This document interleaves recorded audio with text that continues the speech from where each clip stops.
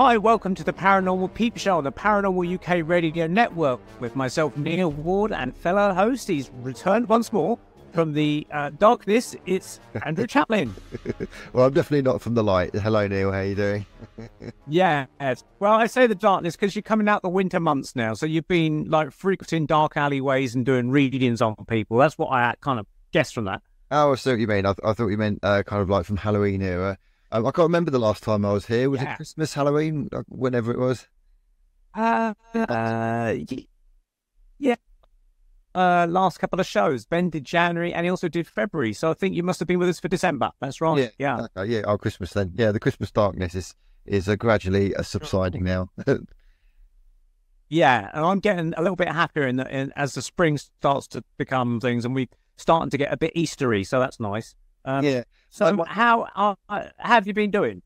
Well, my favourite times of year are spring and autumn anyway. I find like the depths of winter too cold and the depths of summer too hot. So it's coming up to my favourite time of year when it's just about right. Yeah.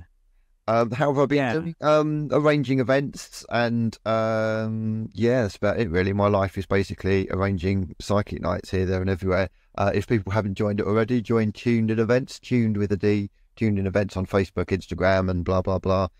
And yeah, we're kind of like here, there and everywhere. We're going to do a new concept. We're going to do psychic suppers now. So this is where people sit down and they have some food, have a nice little buffet meal, and then have readings at the same time. So sort of kicking that off as well. I'm familiar with that because I've done that at a few spiritualist churches over the years where I've been roped in as a psychic reader, medium, and they tend to do fish and chip. And I'm the only person there that has a vegetarian option. They kind of tend to forget about that and they go, oh, and it throws a spanner in their works a bit. But never mind, it gets sorted. And I've also been doing a little bit of watching of Dr. John Campbell on YouTube, and he came up with a very interesting thing the other day to do with the national statistics of deaths. Yeah. And as we both know, there's been an excess in the UK since they introduced a certain medical procedure a few years ago that was turned medical and experimental. And suddenly the deaths throughout the world have started to skyrocket. Yeah. And no one can explain them, or people are refusing to explain them. So the UK is following suit, it seems, of Canada, where they're now readjusting the way they count their death figures. Of course they will. So apparently, all the people that have died are apparently going to resurrect themselves now because they mysteriously appear to be alive, according to these figures. Yeah. Problem sorted. Basically, to solve the problem, you move the goalpost and you say, "Don't look there. Look at this new calculation instead." So yeah, I mean, Japan did the same thing with Fukushima. Did you hear about this one? So they have a safe. They had a safe limit of how much the human body can take in terms of radioactivity, but they needed personnel to go in and sort out the Fukushima situation. And so all they did was raise the limit. Just raise the limit of, I'm not even joking, raise the limit of what is the safe limit a human body can take for radiation, and that allow personnel to come in. It's great. All you do with the science is you just make it up. You just make up the science. Did you hear of that guy in New Zealand as well, who's actually working for the government, who's working as a data analyst, and he seems to reckon, this is his allegation, he seems to reckon that within 2 weeks, 21% of people who got the jibbity jib died within 2 weeks. Wow. 21% of people. Is that of New Zealand or just worldwide? Or this particular data analyst was New Zealand. He was working for the New Zealand government. I can try and find his name a bit later on. But he came out in public, and I think he was on InfoWars, and he was a whistleblower basically, and he basically said, "Look, this is what's going on. This is my job. I was being paid by the government to sort out the data and statistics. This is what I found. It's absolutely shocking, and the whole world should know about it." And guess what? BBC News says conspiracy theory. Yeah, brilliant. Of course. Fantastic, love it. Yeah, and I'm sure they'd love to look at the data themselves, but of course they won't. Of course they won't. It means they'd have to report it. Yeah. Anyway, talking of science, we're very pleased tonight. We've got a scientist with us tonight. An actual scientist, not a pretend scientist, the real scientist. Actual scientist, yeah. Mr. David Ash joins us, and welcome, David. Are you there? I'm indeed here. Lovely to be with you both. Thank you very much for inviting me. Hello, David. I'm hoping you didn't get the jibbity jabs. No, I didn't do the jibbity jab. I wouldn't go near it. Thank you. We need more scientists to actually speak out the truth. Yeah, definitely need more of that. Why did you, out of interest, why did you decide not to be persuaded? Well, because it's non-proven science. I mean, those guys were coming out with that jibbity jab without proper tests, and it was obvious to me that the whole COVID issue was a money-making scam for the pharmaceutical industry. What it is that they've invested huge sums of money in this messenger RNA technology, but the patents run out within 20 years. So they needed a pandemic to test it, to get their money back within the 20-year time frame. And because the pandemic wasn't coming along very quickly, they needed to sort of, there were a number of COVIDs, wasn't there? There was swine flu and these other, but they didn't kind of get avian flus and invasions. Yeah. So they needed to sort of bioengineer the virus a bit to make sure it worked this time, so that they could have a damn good pandemic and make a shitload of money. And but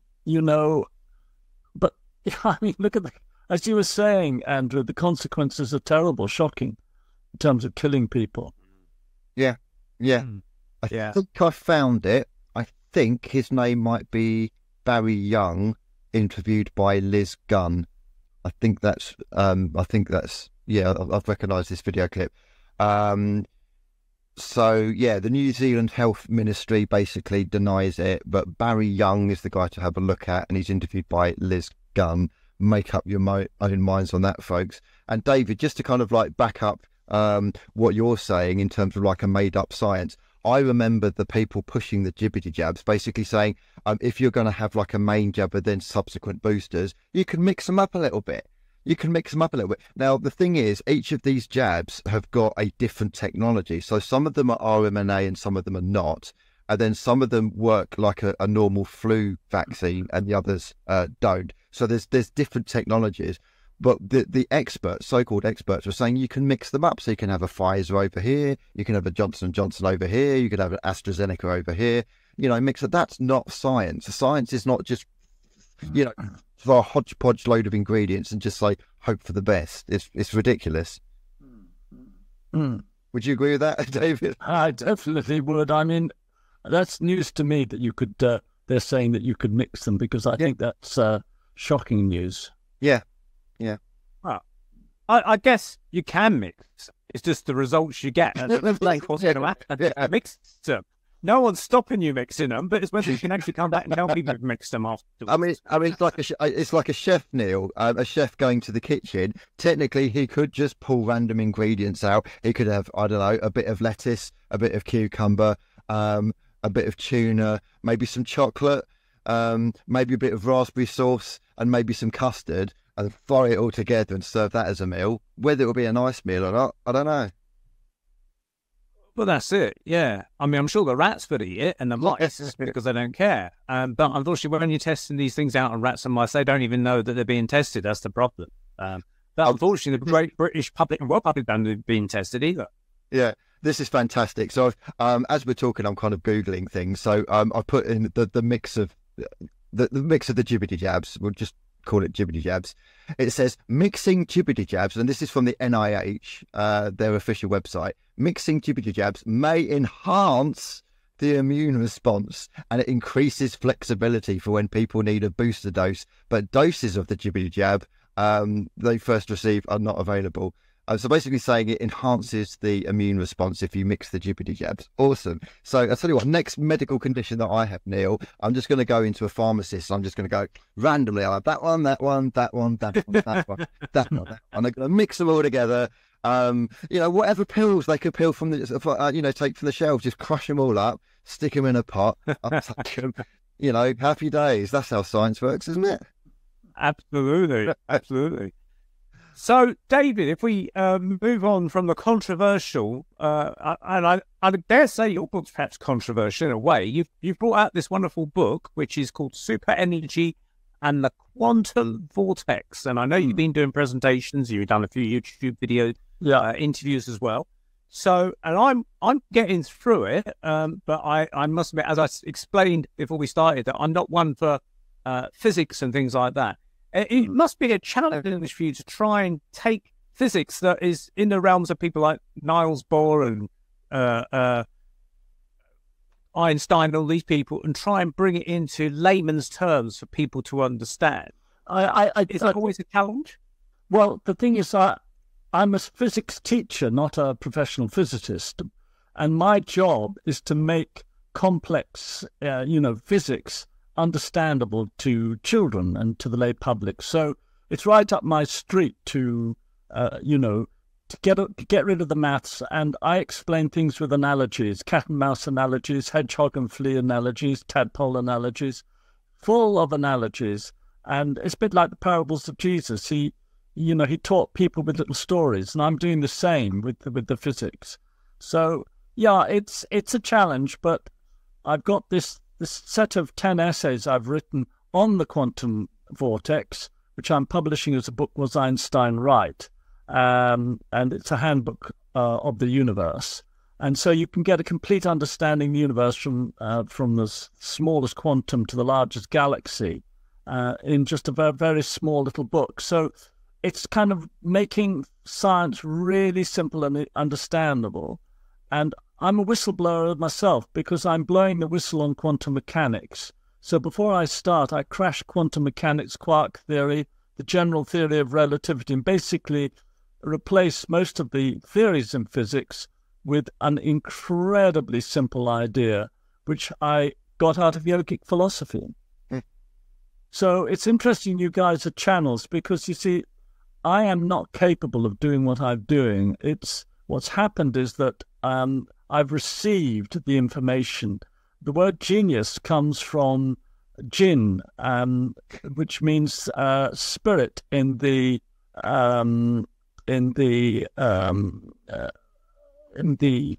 Islamic world, I think, isn't it? It's the Islamic world. It's Persian. Sorry about that. I just had a little mental block. That's fine. The word jinn in Persian stands for spirit. So genius actually means someone who's inspired by spirit. So I know that I'm getting my information from the spirit world. And I've been told that one of my guides is Albert Einstein. I've had this tremendous affinity with Albert Einstein. And I was just doing I get these ideas that just pop into my head. And I was putting this quote, which is right at the end of the new book, a really beautiful quote about God that Einstein wrote, you see. And when I looked up the reference, apparently it was a banker who was sending out letters to Nobel Prize laureates wanting to know their opinion on God. And so it said that Einstein just scribbled this quote on the letter. And as I was just about to put that thing in, this prompt came into my head. He scribbled it on the back of the letter. And I thought, there's only one person who knows whether he wrote on the front of the letter or the back of the letter. So that kind of confirmed for me that basically I'm just an extension of the computer. The real person who's doing the work is Albert Einstein, working from spirit world. I'm convinced of that. I can't say that anywhere else, but I can say it here on the Psychic Show, if you see what I mean. Yeah. Have you got the quote to hand? Because I'm sure people would like to hear it. Yes, I have got it to hand, actually. If I can pull it up. It means I have to just go into my computer. Is that okay? Can I go? That's fine. Yeah, sure. I know that there was a quote by Albert Einstein that said, God does not play dice, which is... Yeah, nice. So what this is, it's really beautiful. I'm just bringing it up now. Because the whole concept of people getting ideas for kind of genius concepts, whether it's song titles or whether it's artistic or whether it's scientific, a lot of things have been inspired out of the ether, haven't they, Neal? You probably heard of this. Like people just get an idea, just or sometimes, Neal, they wake up from a dream. I've heard this before. They wake up from a dream with this amazing concept, and then they put it down on paper if they've got pen and paper to hand, and then it turns. I think that's happened to some physicists actually that had dreams, or I can't remember some physicists that had dreams of certain things, and like of atoms or something like that. I can't remember who it was now. And that's how they got the idea of certain physics anyway. I didn't know genius derived from genie. That's fascinating. Yeah, from jinn, from spirit, yeah. Now, I'll read this out. This is right at the end of the book. It's the final paragraph of my book. The Colorado banker wrote to a number of Nobel laureates for their opinions on God. On the back of the letter he received, Einstein scribbled his reply. I cannot conceive of a personal God who would directly influence the actions of individuals, or would sit in judgment of creatures of his own creation. My religiosity consists of a humble admiration of the infinitely superior spirit that reveals itself in the little that we can comprehend about the knowable world. That deeply emotional conviction of the presence of a superior reasoning power which is revealed in the incomprehensible universe forms my idea of God. That he kind of doesn't answer it. But I suppose it comes down to how do you define what God is? Because it sounds like it's not really going into the Judeo-Christian version of God, but to some extent he has got some belief in something, which is well, no, he'd make it very clear that he believes in God as a superior spirit that is behind the whole universe. Not, it's something much bigger than the Judeo-Christian sort of concept of God. Yeah. Yeah, interesting. But I go a lot deeper into this whole thing in my physics. You'll see I make it very clear what that God is, and also that God is very personal to us, because actually it turns out that E equals mc squared says that everything is energy, but energy has no mass. Energy is no thing. Energy is actually more like a thought than a thing. And so the whole base of reality, because the universe is more like a great thought than a great thing, and you can't have a great thought without a thinker. So the bedrock of reality is consciousness. But the thing what we discover in the physics is that if particles are all acts of consciousness, these vortex particles I'm talking about, then they all come from the same consciousness, because they all have exactly the same physical characteristics. It's almost as though they've come out of the same hand. And therefore the consciousness that underlies the universe, underlies energy, is one. It's indivisible. So there's something inside you, Neal, and you, Andrew, that's looking at me, looking through your eyes, that's hearing through your ears. Well, that conscious awareness that's also aware of your thoughts. It's the same conscious awareness that's inside me, that's looking out of my eyes and hearing through my ears. In other words, we are the one being in the many bodies. And that is why we're called human beings, because Hu is the ancient Egyptian word, one of the ancient Egyptian words for the divine or for God or for consciousness. So we are the human beings. We are the expression of that consciousness in the whole of humanity. And why is that consciousness here? Because the consciousness is growing, is learning, is growing in wisdom through its creation. And there's no better opportunity to learn, if you're God, than to be a human being on planet Earth. I would go with that. And I don't know if you've heard of Neal Donald Walsh. I have. I love him. I love his. Yeah, this is very much his kind of line of channeling with God in quotation marks, with conversations with God. Also, the Seth books by Jane Roberts also has a parallel to that. That's the kind of book that I go for that. What's exciting is that I can actually give a foundation to what Neal Donald Walsh is saying, and these other people are saying, what you're experiencing as mediums, through physics, through a new approach to physics. So we're going to sweep away the whole of the materialistic physics, knock it for six, and replace it with this vortex physics. You see, when I was 16, I read a book on yogic philosophy, and the yogis in ancient India had used their siddhi powers to shrink their consciousness commensurate with the small. And they actually took themselves into the smallest realms of the atom, and what they saw was spin. Hmm. So they came out with this idea of the vortex, and that vortex idea was applied by 19th century physicists like Lord Kelvin and all the great luminaries of the 19th century into a vortex atom theory, which was an all-British theory. But what happened is this, as new discoveries about the atom came in, the vortex theory couldn't explain them, and it was ditched. And then the problems that the vortex theory couldn't be explained was explained by a bunch of Europeans based in Copenhagen. Heisenberg was one of them. Niels Bohr was one of them. He was the leader of this group of people. Schrödinger, and Paul Dirac. Anyway, they got together at the Copenhagen Institute of Theoretical Physics, and they cobbled together a completely new theoretical physics called quantum mechanics.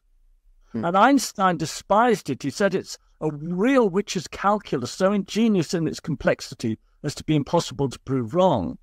But what happened is that 10 years later, in Britain, a new particle was discovered called a neutron.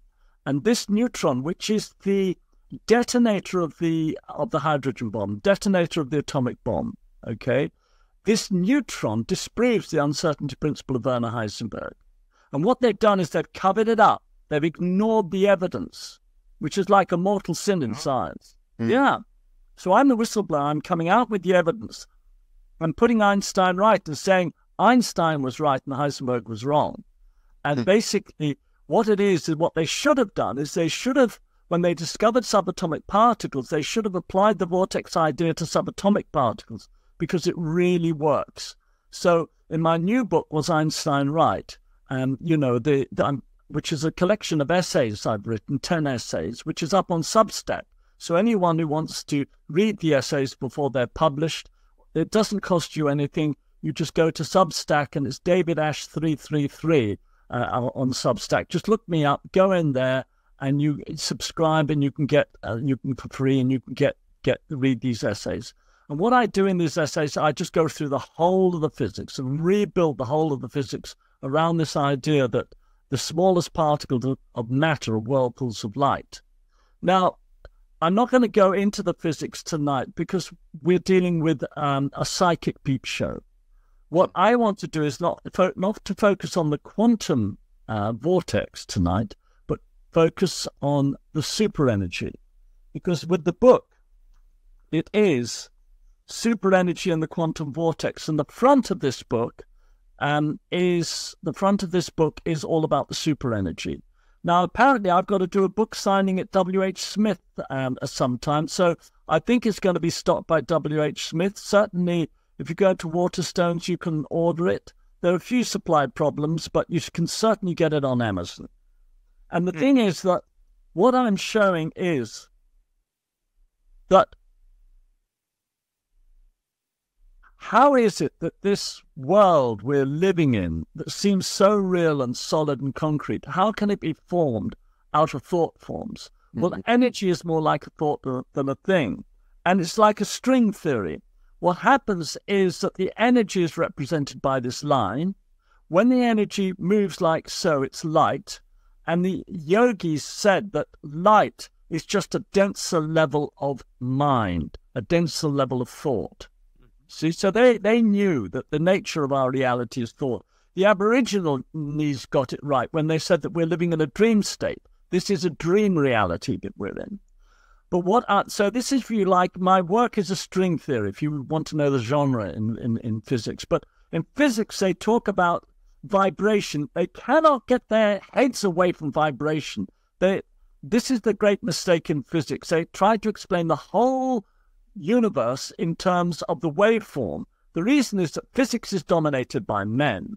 And it says in the Talmud, we see the world not the way it is, but the way we are. And so men project the masculine principle on the universe, which is the waveform. It's like the sperm, you see? And the Native Americans said that light is masculine. Lucifer, you see, the light bearer. And they've completely sidelined, completely ignored mater, mother, the feminine form of energy. And this is it. It's like the ovum. It's spherical. It's receptive. And the word matter comes from mater, meaning mother in the Latin. So what I'm doing is I'm bringing in the female form of physics, a feminine form of energy, which is this whirlpool. You see, the idea is that the energy spins. So I'm bringing in a spinning string theory instead of a vibrating string theory. I'm saying there are two forms of energy. One is the wave and one is the vortex, you see? And the reason you get this wave-particle duality, which is why they all think they're waves, is because the wave drives into the vortex and pushes it forward in wave motion, like a tadpole.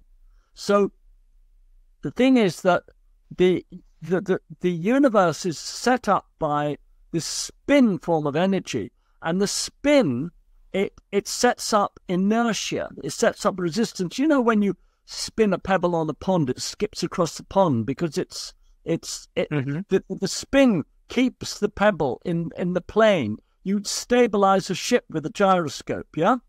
Well, the spin in every direction resists movement in any direction. So inertia, static inertia, is set up by the vortex. Richard Feynman said the laws of inertia have no known origin. And I've just explained it in 2 minutes. So I can explain things in physics which I can't explain. See? So I'm right in thinking that for something like, let's just take light, light for instance, and you've got photons. Yeah. So the photon is the, if you like, the physical bit, but what's unknown is what's actually causing that physical bit to move, and that would be the thought bit. That's the thought bit. You've got it. The photon is a waveform of energy, and nobody knows why a wave. And it's like with me, why the vortex? Well, it's like the universe is only 13.5 billion years old. The electron has been around for 10 to the 22 years, which is trillions upon trillions of years. 10 to the 33 years, the proton is their estimated lifespan. So basically, if you imagine there's a God in eternity, what was God doing before the universe? Just thinking up whirlpools and waves, just imagining whirlpools and waves. And then eventually, so stuffed full, this great mind was so stuffed full just of whirly gigs and wavy gigs. The whole lot exploded out. And that's the Big Bang into the universe. And everything's just been reacting and interacting. And the consciousness has been behind it all, just observing all the ways all these waves and vortices have been working together. And you know, this is the whole process of evolution behind the scenes. But there's this conscious awareness behind it, learning, growing. And we're all part of that learning progress. We're just a phase in this whole explosion since the Big Bang of, you know, we've come up from microbes, from bacteria, you know, from plants through animals, and now we're these human beings. And there's so much that's gone into the formation of us human beings. But, I mean, the divine, it's having such an adventure being human beings. I mean, there are things that spirit can do in a human body that just blows, you know, just beyond anything that could ever be imagined. So it's a wonderful, wonderful opportunity to be alive, especially at this time. So the question is there another stage beyond human? Absolutely there is. Which would Absolutely. be? So let's explain it to you here now, because I get distracted. My enthusiasm. The speed of the energy, the thing about these waves and vortices is there's nothing there. So they're bits of speed with a shape. So the shape's either a wave or a vortex. So we're now going to talk about the speed. The speed of the energy that makes up our world is the speed of light. Now, in physics, they've shown that you can't move a particle faster than the speed of light. All right? Well, of course you can't. If the particle is formed out of a bit of movement at the speed of light, you can't move it faster than the speed that makes it. But that doesn't mean you can't have other levels, other worlds, other levels of reality, other dimensions in which you have vortices and waves, the same laws of physics, but the underlying speed of motion is faster than the speed of light. Now, if you read the Urantia book, the next level out is twice the speed of light. The next level out beyond that is 16 times the speed of light. So you see, using this physics, simply by that little bit of logic, you'd realize there could be other worlds, and they're based on speeds faster than the speed of light. As soon as we've got that, watch, we get this, all right? Thanks to IKEA, this little... I used to use the nested Russian dolls, but now I'm using this. This is the physical world. All speeds between 0, which you see is the little bit in the middle, and the speed of light belong in the physical three-dimensional world, okay? All speeds between 0 and twice the speed of light belong in the hyperphysical level of the universe, okay? And all, which is the fourth dimension, and all speeds between 0 and 16 times the speed of light belong in the fifth dimension and beyond, okay, which I call the superphysical. So this is superphysical, hyperphysical, and physical, okay? Now, if you notice from this system, this is the harmony of the spheres, folks. If you notice in this system, the lesser is part of the greater. 30 miles an hour is part of 60 miles an hour. You can, a jet can go at walking speed, at the speed of your bicycle, the speed of your car. But when you're on your bicycle, you can't catch a jet, okay? So that's the law that, if we're in the lesser part, we're contained in the lesser part, but the greater part is containing the lesser part. So what this means is there could be beings all around us because our space-time continuum is part of their reality, is part of their world, okay? They could be all around us, but we wouldn't be aware of them because the speed of their energy is moving too fast. So the separation between us and these hyperphysical and superphysical beings would be speed. Now, isn't it interesting? In ancient times, they said, there are angels all around us, but we are not aware of them. We can't see them because they're moving too fast. And also they said there are fairies all around us, and we're not aware of them because we're too slow and clumsy.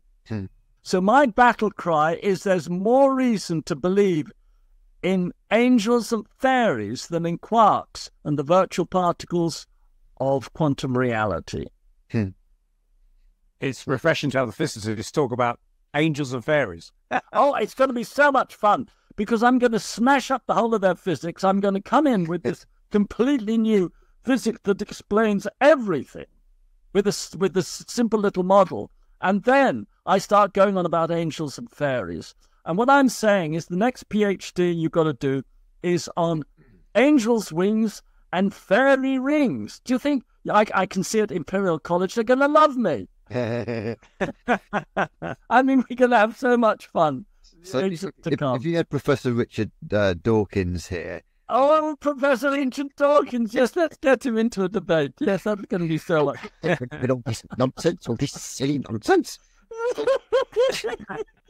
If he is to say to you, it's just made up, it's just somebody's imagination. What would your response be to him? Oh, God, we're going to have fun. But anyway, yes, so the thing is that I noticed you've got some ETs behind you, Andrew, there. Yeah.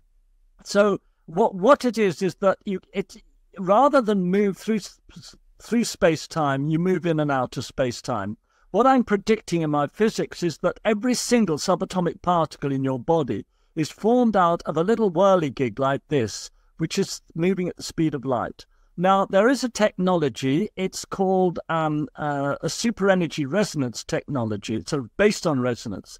But if I were to put a body made of these little vortices in which the speed is the speed of light into a beam of superphysical or hyperphysical energy, then the little vortices, the speed within the vortices would resonate with the speed of energy in the beam, and they would all accelerate to the speed of the energy in the beam to get equilibrium, you see? So the body would vanish out of physical space-time and pop up in the hyperphysical or superphysical world.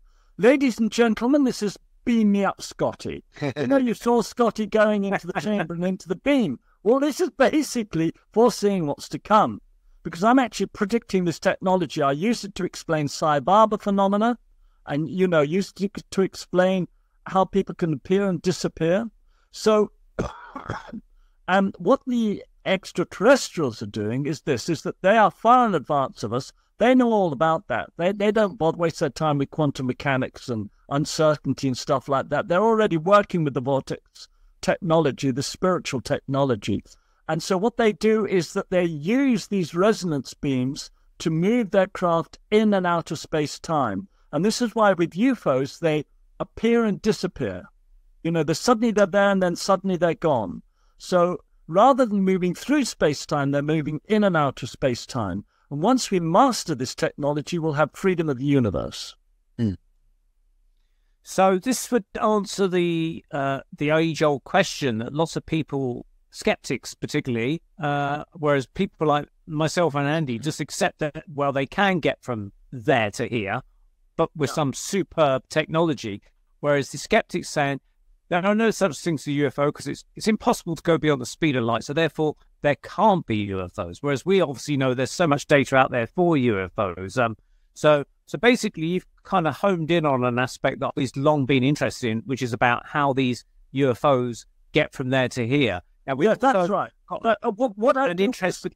Sorry, I was going to say we also got an interest in life after death. Andy and I kind of think that the spirit world, for want of a better word, utilizes or has awareness of this procedure, this natural phenomenon, if you like, this natural ability to move between worlds, because they obviously do it. They can appear in our world from higher realms or whatever you want to call it. And the aliens or ETs have got that as well.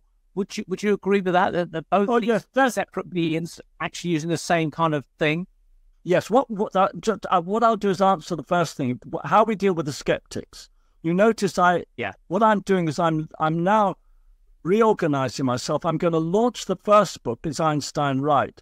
And the first thing I do is knock the ground from under the skeptics' feet by rubbishing everything they believe in.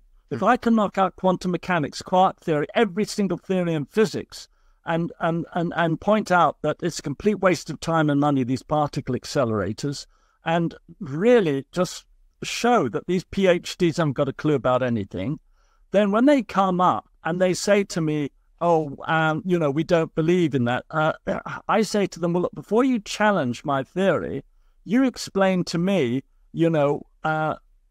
how the neutron fits into the Heisenberg uncertainty principle. So by coming in with the theoretical physics, it gives us a very strong hand. Now, the next thing is near-death experiences. You mentioned life after death. My book on superenergy begins with the research of that's going on into near-death experiences. And there's an amazing chap called Sampania in New York who's managed to get a paper into the New York, the Annals of the New York Academy of Science. And this paper came out. It was signed by 18 academics from all over the world, 4 days before Putin invaded Ukraine on the 18th of February in 2022. And basically what they said is they've got incontrovertible evidence for the reality of near-death experiences. And the fact that that paper's been published in a scientific journal, a reputable scientific journal, means that near-death experiences and out-of-body experiences have come into the body of science. We can treat them scientifically, you see. So what I do is I explain that what we're doing is we're growing two bodies simultaneously. We're growing a body in physical energy, which is the body we're looking at, but this is just a vehicle. And at the same time, we're growing a body in hyperphysical or soul energy. The hyperphysical is the soul level. We go back to here. The physical, which is the third dimension, is the body level. Then the next level out, the hyperphysical, is the level of the soul. And the third level out is the level of the spirit. Okay, so physical, hyperphysical, superphysical, body, soul, and spirit. Okay. How would you differentiate between soul and spirit? Basically on the intrinsic speed of the energy. And also there are other facts. There's another type of matter called plasma, which is non-atomic matter. And spirit is much more in the nature of fields. The thing is that 98%, 99% of the universe is formed of plasma, mainly in stars. The atomic matter that we're in is extremely rare. So the thing is that spirits are formed out of a completely different type of matter. It's matter that's organized into fields rather than organized into atoms. The particles are there, the electrons and the protons, but they're not in forms that we're familiar with. But what's happened is that these fields, this is the life field, is organizing the two bodies simultaneously. The hyperphysical, which is this soul level, is atomic matter. The superphysical, so that's the soul level, is atomic matter. The physical level is atomic matter. But the superphysical level is non-atomic matter or plasma, okay? Now, the thing is that the field, the life field, the plasma field, overshadows the little zygote at the beginning, at the time of conception, you know, when the sperm goes into the ovum. And at the same time, whatever's happening in the third-dimensional world is happening in the fourth dimension. So we're forming a soul body in parallel to the physical body, the third-dimensional body. And they're growing simultaneously. And there's resonance between the soul body and the physical body through the DNA molecule. The DNA molecule is a coil. It's just like a coil in a radio set or a television set. So I've got this whole section in my work, in the book on superenergy, called DNA resonance, which explains the way that the soul body resonates through the physical body. So the thing is that the mind, the cognitive faculties are held in the soul body, in the hyperphysical body, not in the physical body. It's like the physical body is just the vehicle for the soul to come into, for the soul body to come into. Mm-hmm. And then so what happens at death of the physical body? It's no different to simply shedding a snake shedding its skin. It's simply we step out of the car is scrapped, and the soul body goes on. And the soul body is identical to the physical body, which is why people, when they pass over, they're greeted by their grandmother. She's recognizable because she's got a body that's identical to the body she had when she was physically here. I mean, I call it the two-body dilemma. When people have an outer-body experience, they're in a body looking down at their body, and they're confused. So we need this physics so people are prepared for the passage on. People need to know that they're eternal beings, that death is just like shedding the skin. It's just like taking off an overcoat. It's just like stepping out of a motor car, you know. And there's so much learning that needs to be done. There's such a desperate need for this physics. We've just got to get out there and clear the crap of contemporary science. I mean, there's so much hogwash there. So much stupidity. You describe the belief in materialism in your book quite a lot. Science is anchored in materialism. That's right, which is completely, Einstein disproved materialism. You know, Einstein's difficult to understand, not because of his maths or his theories, but because of his worldview. He said that matter and light are real, but there's no substance to them. And so the thing is that materialism is the idea. With materialism, it's such a simple idea, and that is that the idea of materialism is the particle of material substance, call it an atom or a quark, exists and moves. And Einstein said no. Einstein said E equals mc squared. M is the material. It stands for mass and material. And the thing that comes first is E, the energy.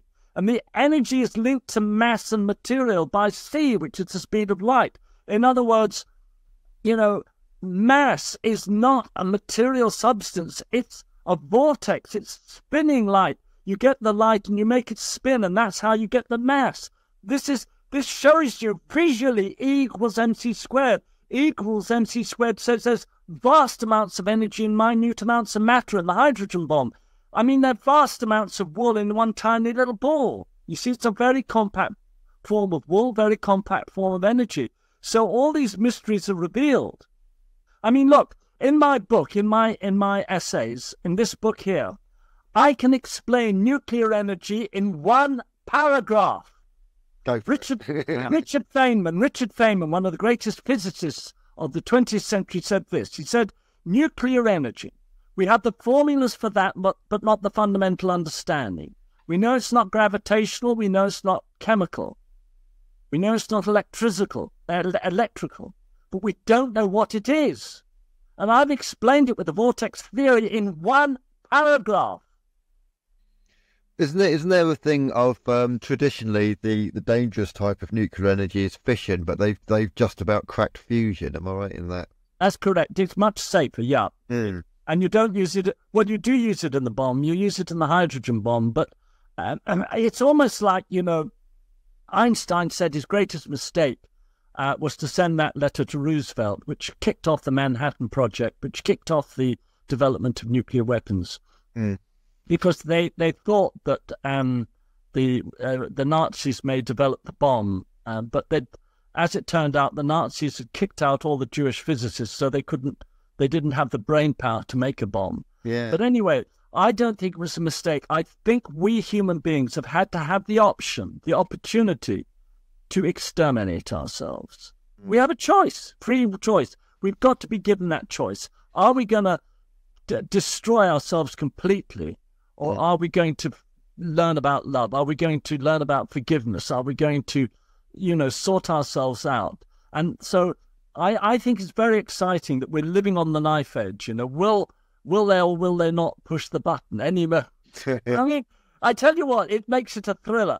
Because you see, if this is a dream, you know, and if we are the supreme consciousness in our physical bodies, you know that little chant, Nam-myoho Renge Kyo, it simply says that we are in the universe, but the universe is in us. Mm. You know, everything is in us. The source consciousness is in us. So we are the actors, we are the theatre production, we're the audience, we're the director, the producer of this amazing show called Human Life, okay?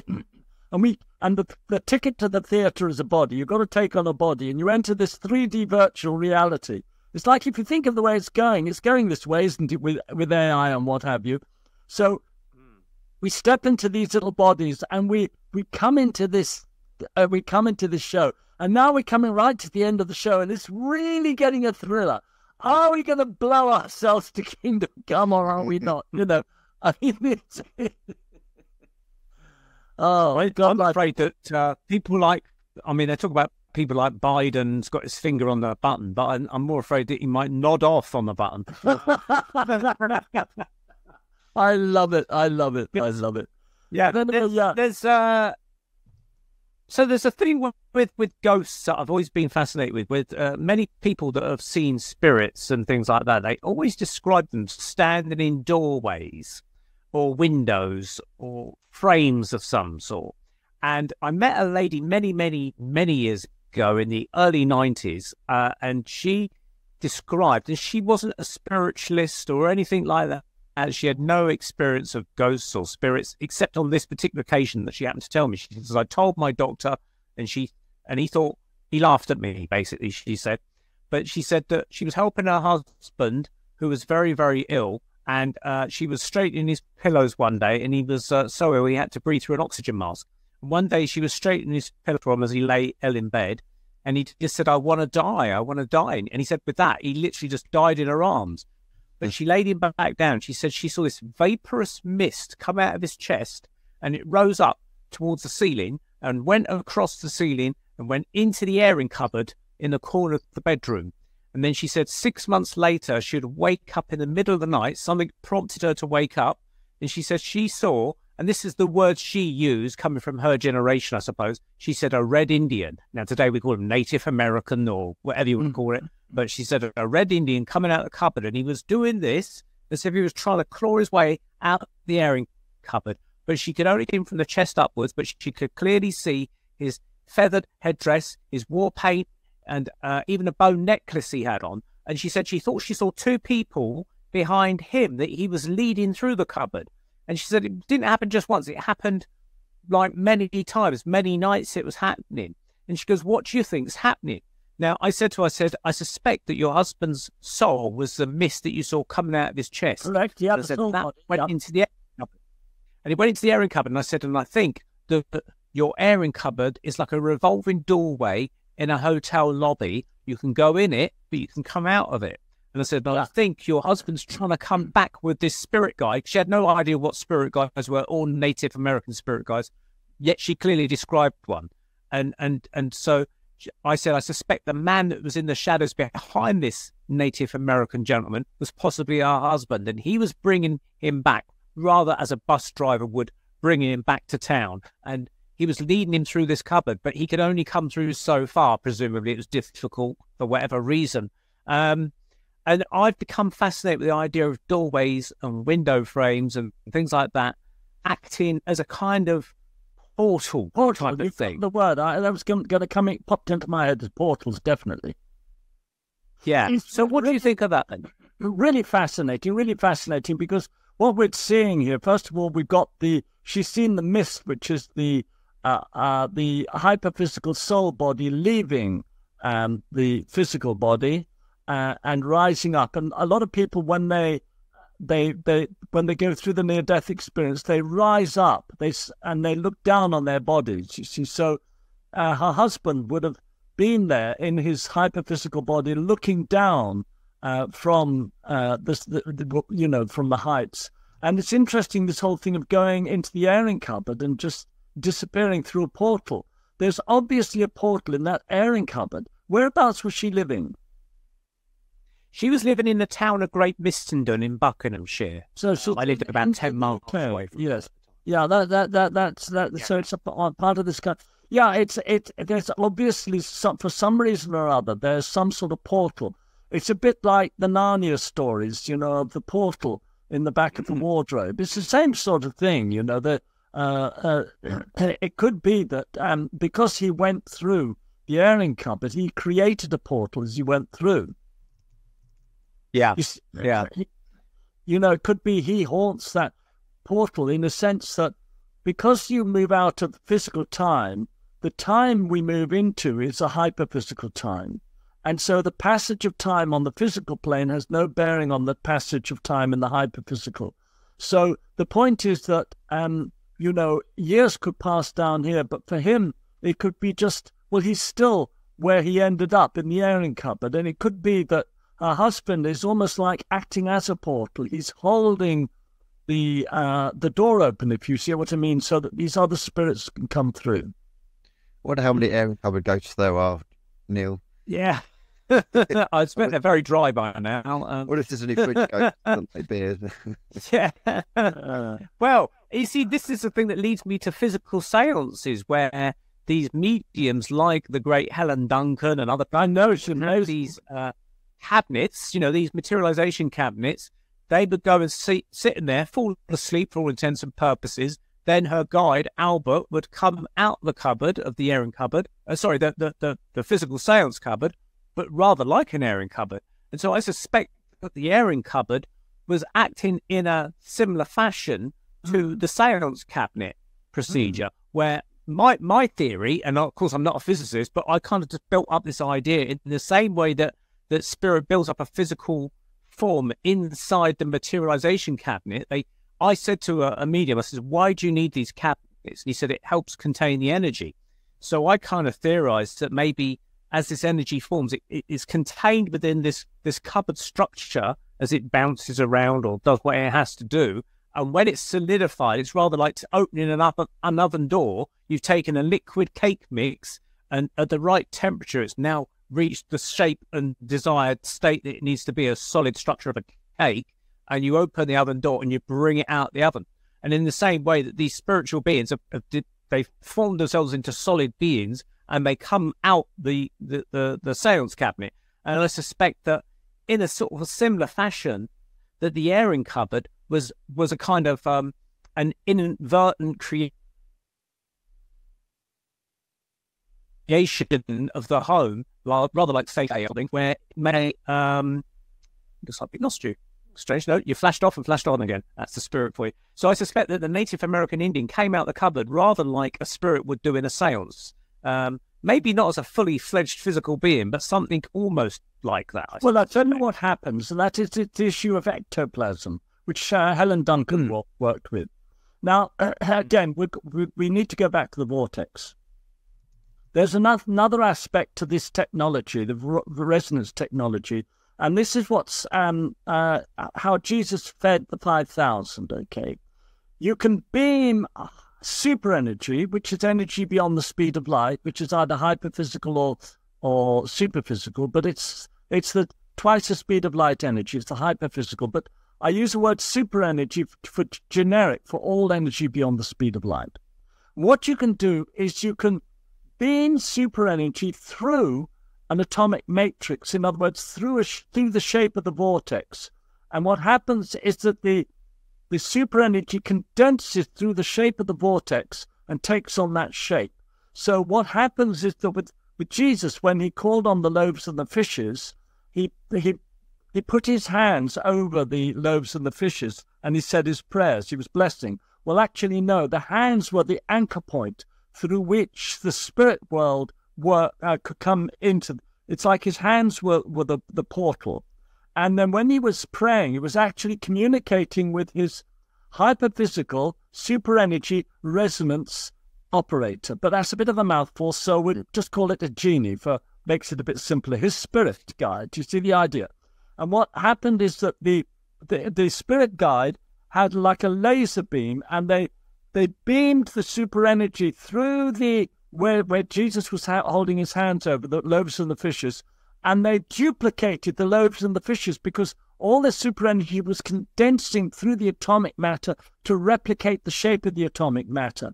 And he fed 5,000 people, and there were 12 basketfuls of loaves and fishes left over at the end of the meal. Huh.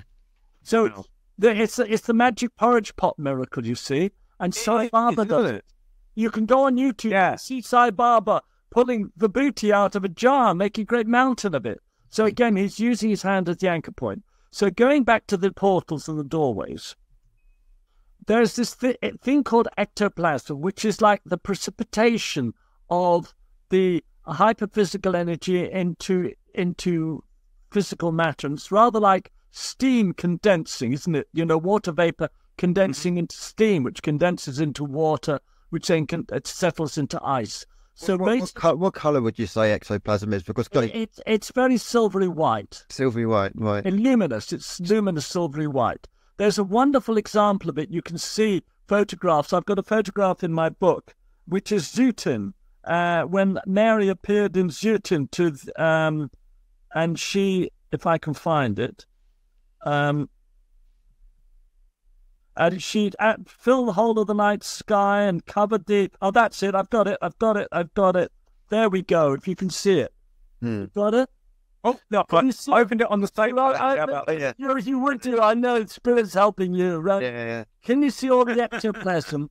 And the figure of the mother. Millions. I saw this on the BBC News in the 1970s. Millions of people saw this, you see. So, in a way, what happened for that Native American to manifest, you get the ectoplasm forming first, and then the form of the Native American forms in the ectoplasm. So it's much better to contain the ectoplasm in a space. With Helen Duncan, you see the ectoplasm came out of her tummy and out of her nostrils, and then the sort of swirling ectoplasm formed the image of this lovely girl. I tell the story in here, and the girl turns up in the room, and she has a rose that she gives to her mother, who's in the audience, and the mother's sobbing. She's so moved, and Doris Stokes was there in the séance, and the girl offered her hand to Doris Stokes and said, "Take my hand," and she felt the hand. And she thought it would be sort of ethereal and misty, and it wasn't. It was solid, and it was warm. It was a real, living human hand. I mean, she's absolutely flabbergasted. So, these are real materializations of atomic matter, of physical matter. And what you're doing is you're slowing down the speed of the energy. You're condensing the speed of the energy through the vortices, through the ectoplasm, through the loaves and the fishes, through the vibhuti ash, and, actually creating the form in physical matter that you desire. I've got an anecdote, David, that you might like, and she won't mind me saying it. I won't name her, but it's a friend of mine. And you'll find this absolutely fascinating. And Neal, I don't think you've heard this one either. So there's a friend of mine, and I won't name her, but she has told this story, and it's kind of tragic, but also quite heartwarming at the same time. Her fiance, they were going to get married, unfortunately passed away in a car accident, and this happened, I think it was last year actually. Yeah. A while ago. She was absolutely devastated. They were due to be married. They were kind of like, he was the love of her life and she was the love of his life, and she was distraught, and for ages and ages she was crying and couldn't get to sleep and was really kind of cut up about it. One particular night, she says, and I'll describe it as best as she described to me, she has had, I will say, she has had paranormal activity and ghostly things happen in her life. She says that one night she was sobbing herself to sleep, basically thinking about her partner in the spirit at that time, and she felt like a pressure on the bed, as if somebody was sitting on the bed. She looked up, and this is where it gets fascinating. She saw an image of him, of his face and his body, but she said it looked like almost like a bad photocopy. It was black and white, and it was definitely him, but it was almost like a bad photocopy.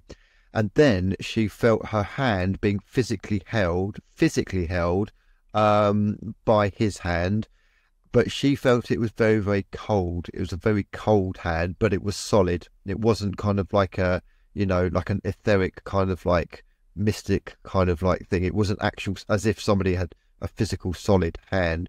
And she held this hand for a while, and that really calmed her down. And she said she needed that, and she really needed that kind of connection. And he, I think what she said was she saw his face and he was smiling, and it seemed like a strange kind of like black and white. She described it as almost two-dimensional type face, and then it just faded, and then the sensation of being held faded, and then she kind of drifted off to sleep.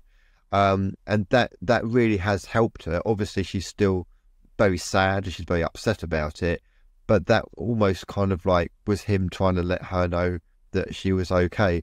But the fascinating parts are how he manifested himself as a almost like a 2D photocopy, and then like with the hand as like a ice cold kind of solid formation.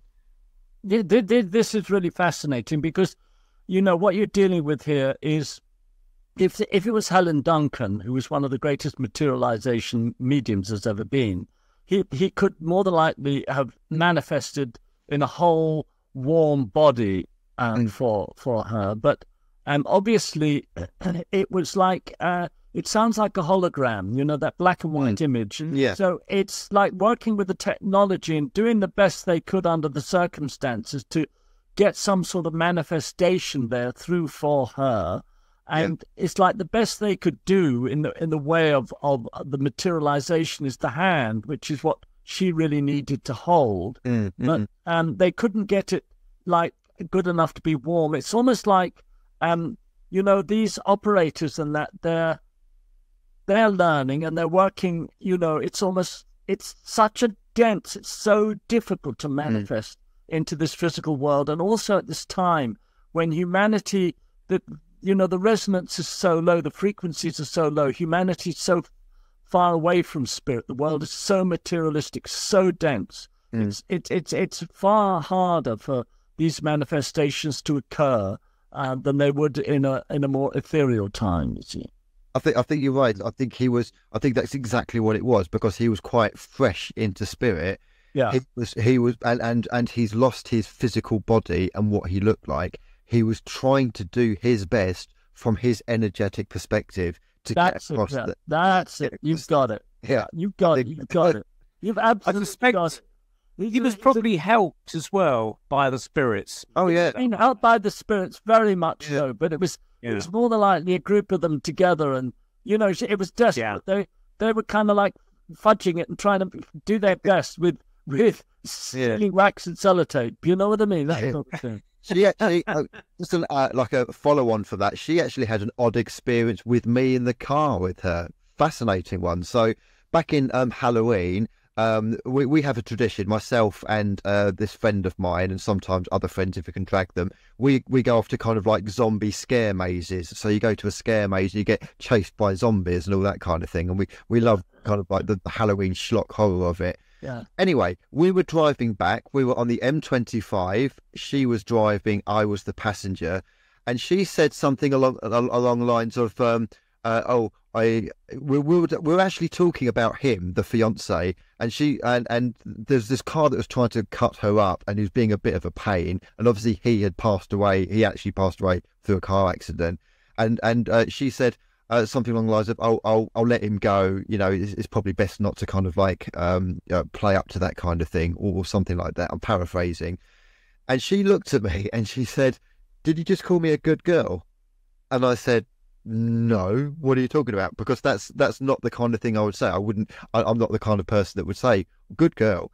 And she said, as soon as I said that about letting that guy go past me, I thought you just said good girl. And I said, "No, I didn't say good girl."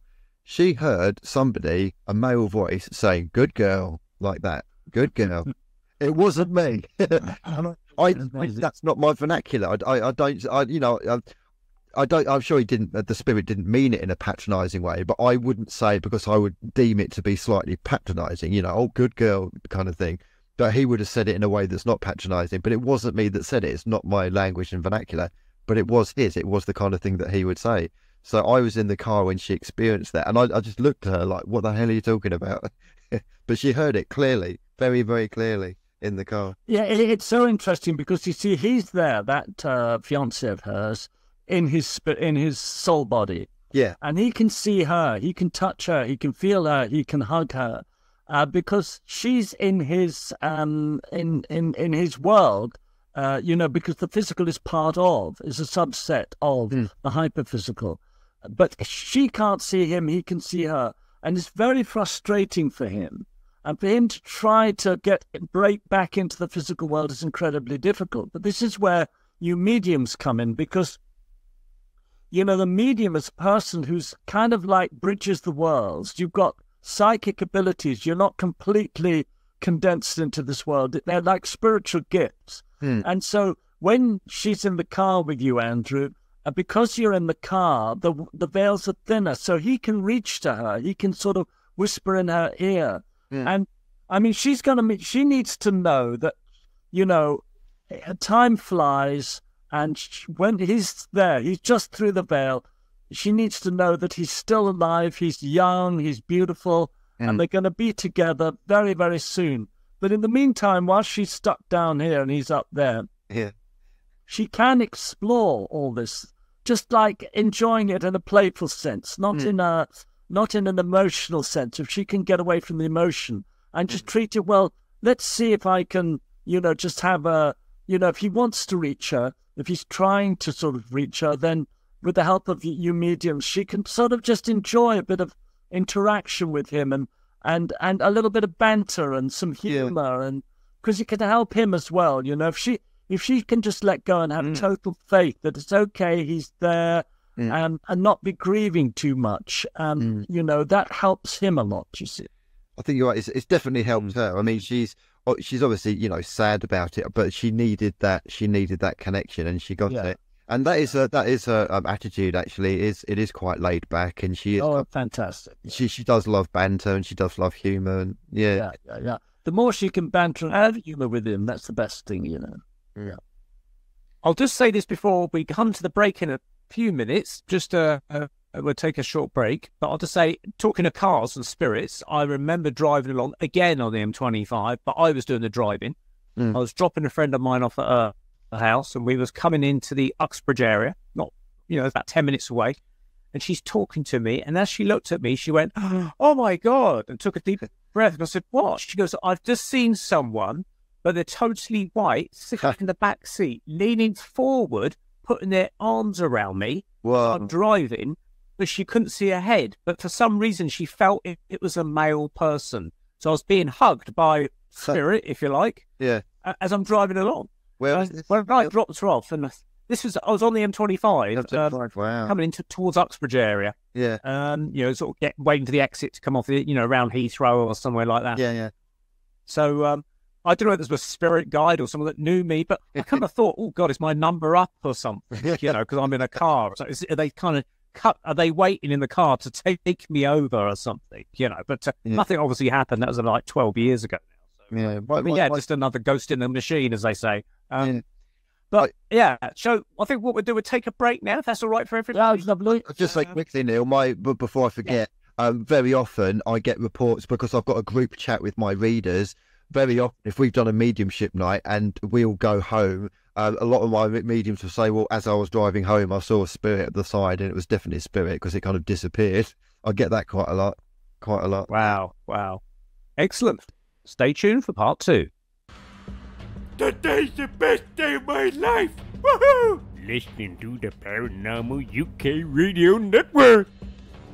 Join Andy and Neil every month on the Paranormal Peep Show, part of the Paranormal UK Radio Network, for fun, frolics and lots of information about weird stuff, UFOs, ghosts and things that go bump in the night and everything associated with them. Fascinating guests, fascinating talk, fascinating information.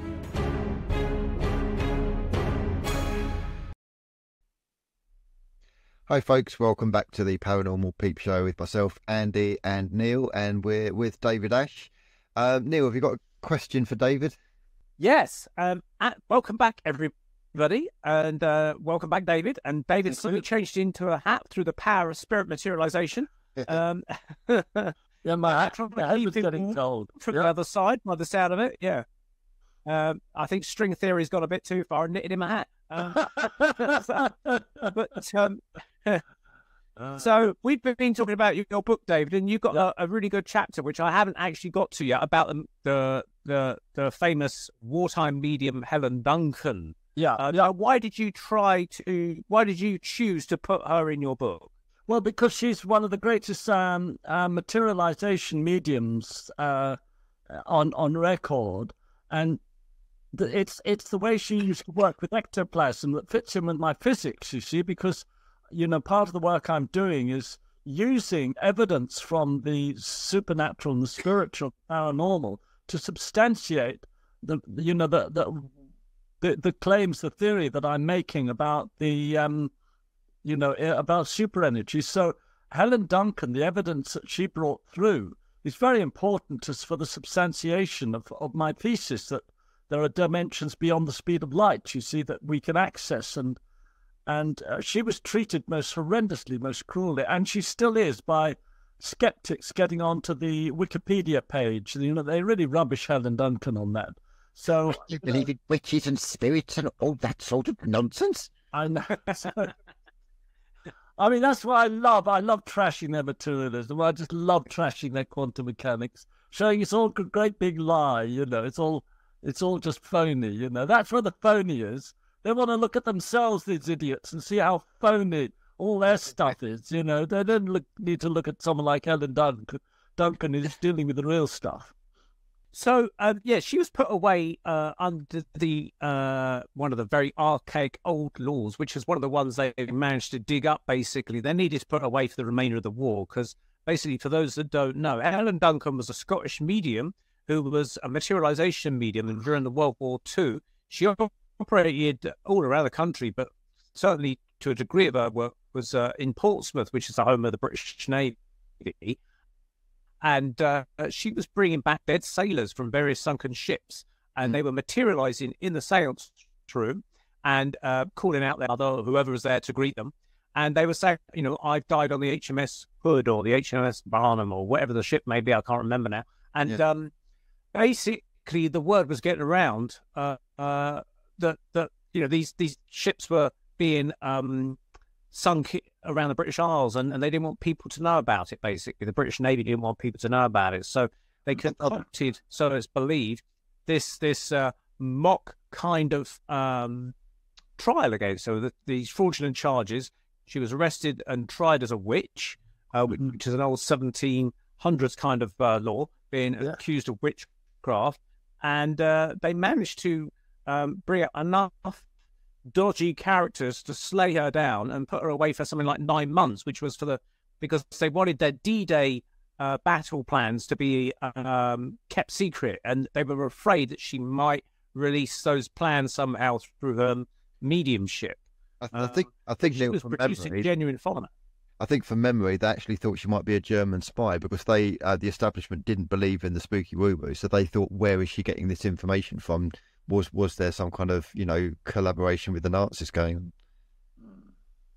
Oh, well, I find that quite comforting, actually, because, I think if her incarceration was linked to the war and linked to security in regard to the war, in a sense, in wartime, it's justifiable. If you've got any suspicion about anyone, even if you don't really understand them or cope with what's going on, you just bang them away for the duration of the war. So it looks as though that's what was going on. Yeah.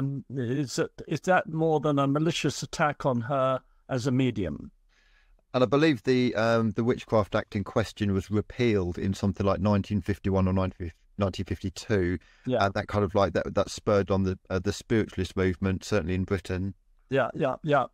They realised they had to get rid of that, repeal that act pretty quick, or someone else would be digging it out. Yeah.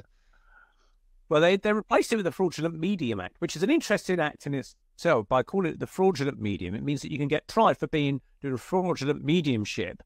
So that suggests then that if you're done fraudulent mediumship, they're actually, without actually saying it, there must be agreeing to be seen that there must be genuine mediumship. Yeah. Otherwise, why would they try you against fraudulent mediumship, you see?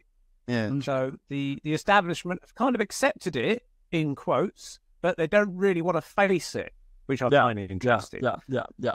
Well, I think there's the game changer is the near-death experiences, because, people are coming back from the dead by the million now. And it's prophesied in the Bible, isn't it? In the end times, people will be rising from the grave. Well, they didn't say exactly how it's going to happen, but, if people being brought back from the dead by resuscitation techniques, isn't it?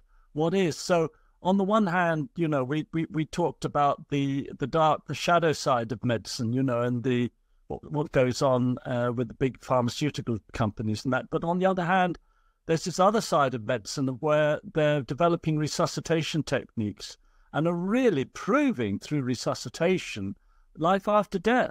So I mean, it's the reality of the spiritual realms.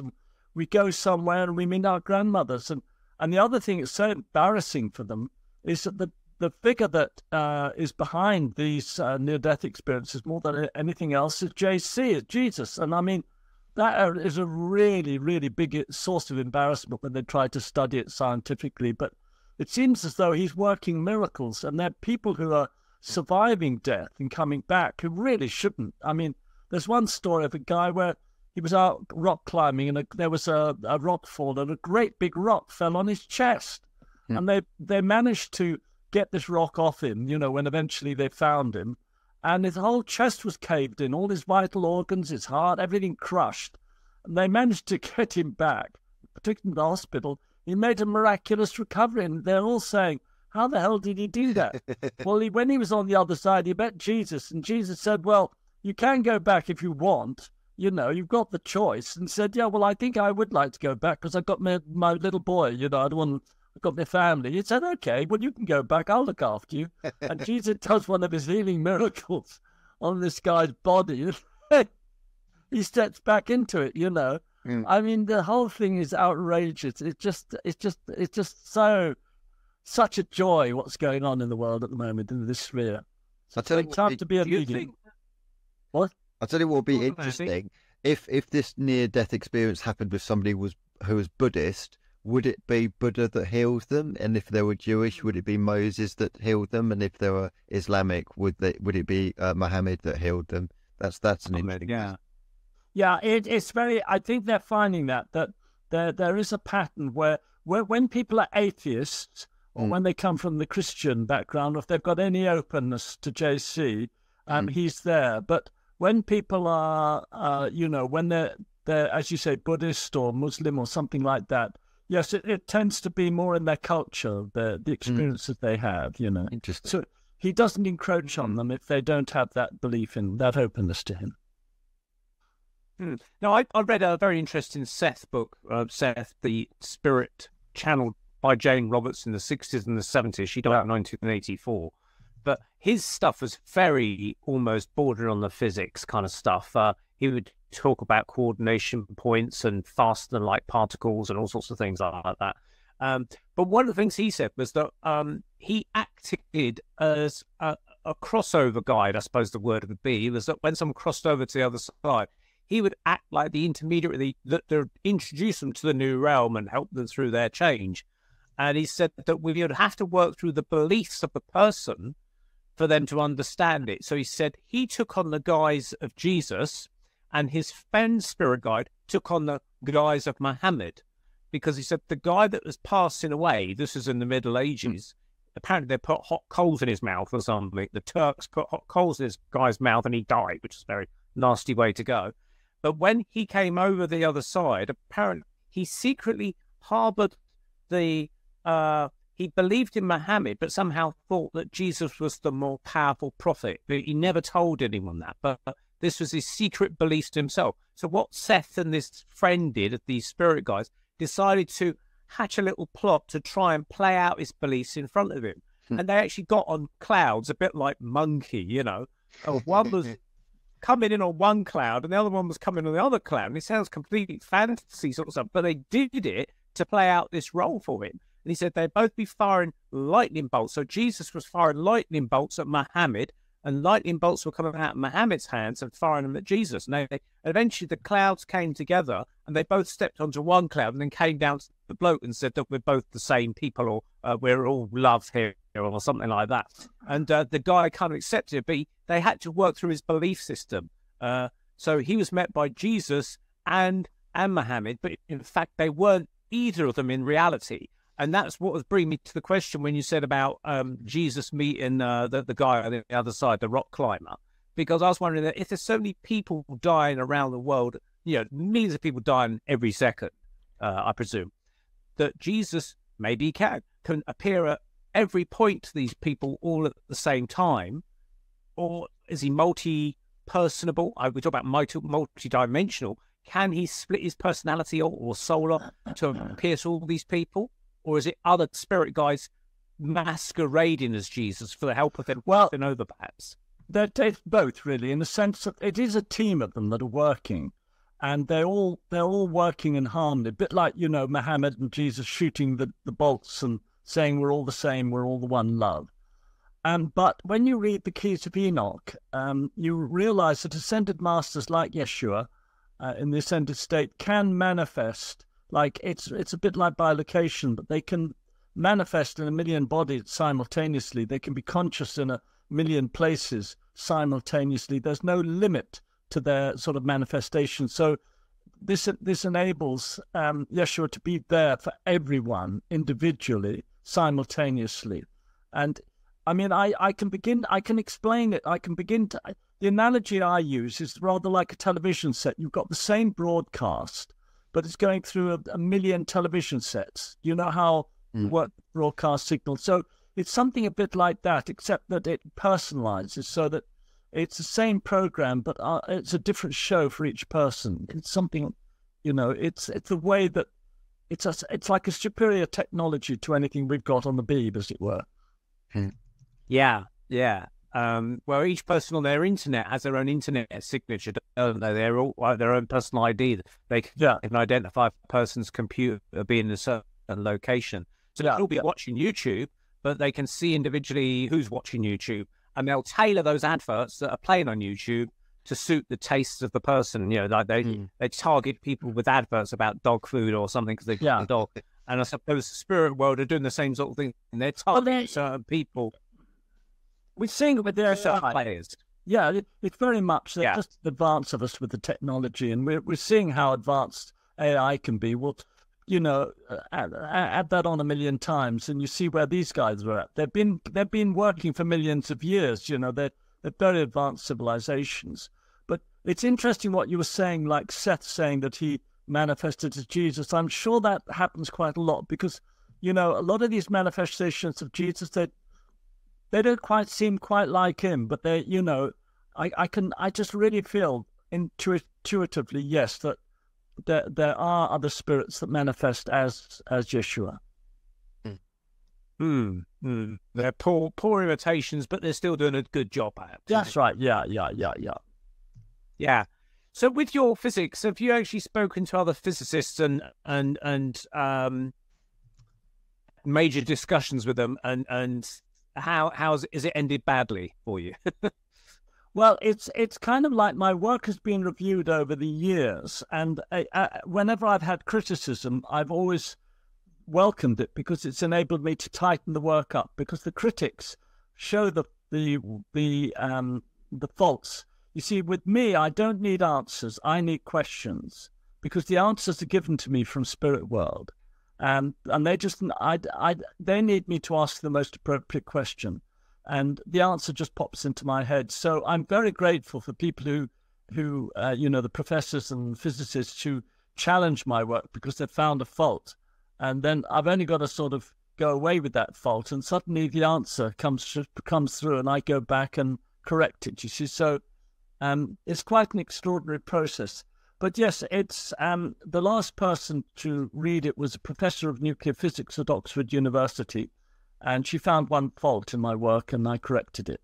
So, I've just sent. The new book, I think, is my trouble is that I'm so into the psychic and the spiritual. My real interest is I'm not the physics, but is the supernatural stuff. I mean, give me Helen Duncan or ectoplasm and all that sort of stuff. It's meat and potatoes to me. But I have to do the physics, so I'm really focusing at the moment on getting the physics really right, and in a book just the physics, and linking it to Einstein so that work is available mainstream, and then I can bring in the superenergy on the back of it once that's established. And so I've got a professor of theoretical physics in India at the moment called Professor Hari Das, and I've sent him the first essay today, and I've just had a reply from him. He's going to be reviewing it, reading it. So it's beginning. There are a number of physicists reading my essays, and they're loving it. So I think I'm on the right track with what I'm doing at the moment. And, if I get knocked off, and if I get people able to rubbish me, it's my fault. It's because I haven't done my work properly. I need a rap across the knuckles. So whenever people rubbish me, I'm always very grateful. Even if it's Professor Stephen, Professor Dawkins. I know. I'd love to have a discussion with him. That would be great fun. Yeah, I think it might happen. Unfortunately, yeah, that'd be great. I'd love to see that. Wow, I think I'll pay for front row seats on that one. Now, we spoke about Helen Duncan, and she was a threat to the establishment. Now, in the book that I've just written, which is not out yet, will be out in November, it's called True Tales of the Paranormal. I discuss Helen Duncan. Now, in my original draft, I've had to kind of tone it down a bit, but I wrote about how I considered that she was a threat to World.WHO society in that sort of warmongering sort of state that they were. But I wonder if the whole life after death thing is a threat today to the materialist society that we're in, because they seem to be aware of it, but they don't really want to welcome it center stage, so to speak, because I think it's a threat to the way things are. I mean, if you could bring back, for instance, Dr. David Kelly, the weapons inspector, who committed suicide in quotes, when they were doing the inquiry into various things about weapon mass destruction. And he was the guy that said, no, there's no weapons of mass destruction. You got it all wrong. And he suddenly disappeared or committed suicide out on one of his country walks or something. Now, imagine if they could bring him back through a medium like Helen Duncan, and he said, actually I was bumped off by MI5 or something of that order, they wouldn't really want that broadcast about, I don't think. And so I don't suspect that there's kind of, they don't want this kind of thing known about in the mainstream. They don't want the average Joe on the street to know that there's life after death. They'd rather you think it's a load of old baloney, because it keeps them in their castles as such. What do you think to that? There's a lot in that. You know, the people that are controlling the world really don't want human beings free and in touch with spirit and out of control. They want us to be zombies. They want us to be half dead and just, consumer slaves. So, there is a big vested interest in keeping the wraps on spiritual and psychic phenomena. So, and of course, they're very happy with religions, because religions just are not really in touch with the true spiritual reality. They're just power trips, But I think the New Age movement is a real threat to the establishment. If they could get rid of it, they would. But there's no central focus. Everyone's doing their own thing. And one thing that's really empowered us all is the internet. I mean, it's the fact that we can do our own television shows. And people have got the choice. They can go on YouTube and they can either listen to this show, or they can turn on the Beeb and see more of the old rubbish they're churning out. So it's up to people what they want to watch. But there is the choice. There is the opportunity. And in my book, this book here, what I explain is that this planet is the womb of angels. It's the Academy of Angels. That actually we're all baby angels. We're angels in the making. Some of us are pretty advanced angels, and they're here to sort of go through, an upgrade, as it were, through a human experience. But basically, the whole of human life is very much orientated around angelic development.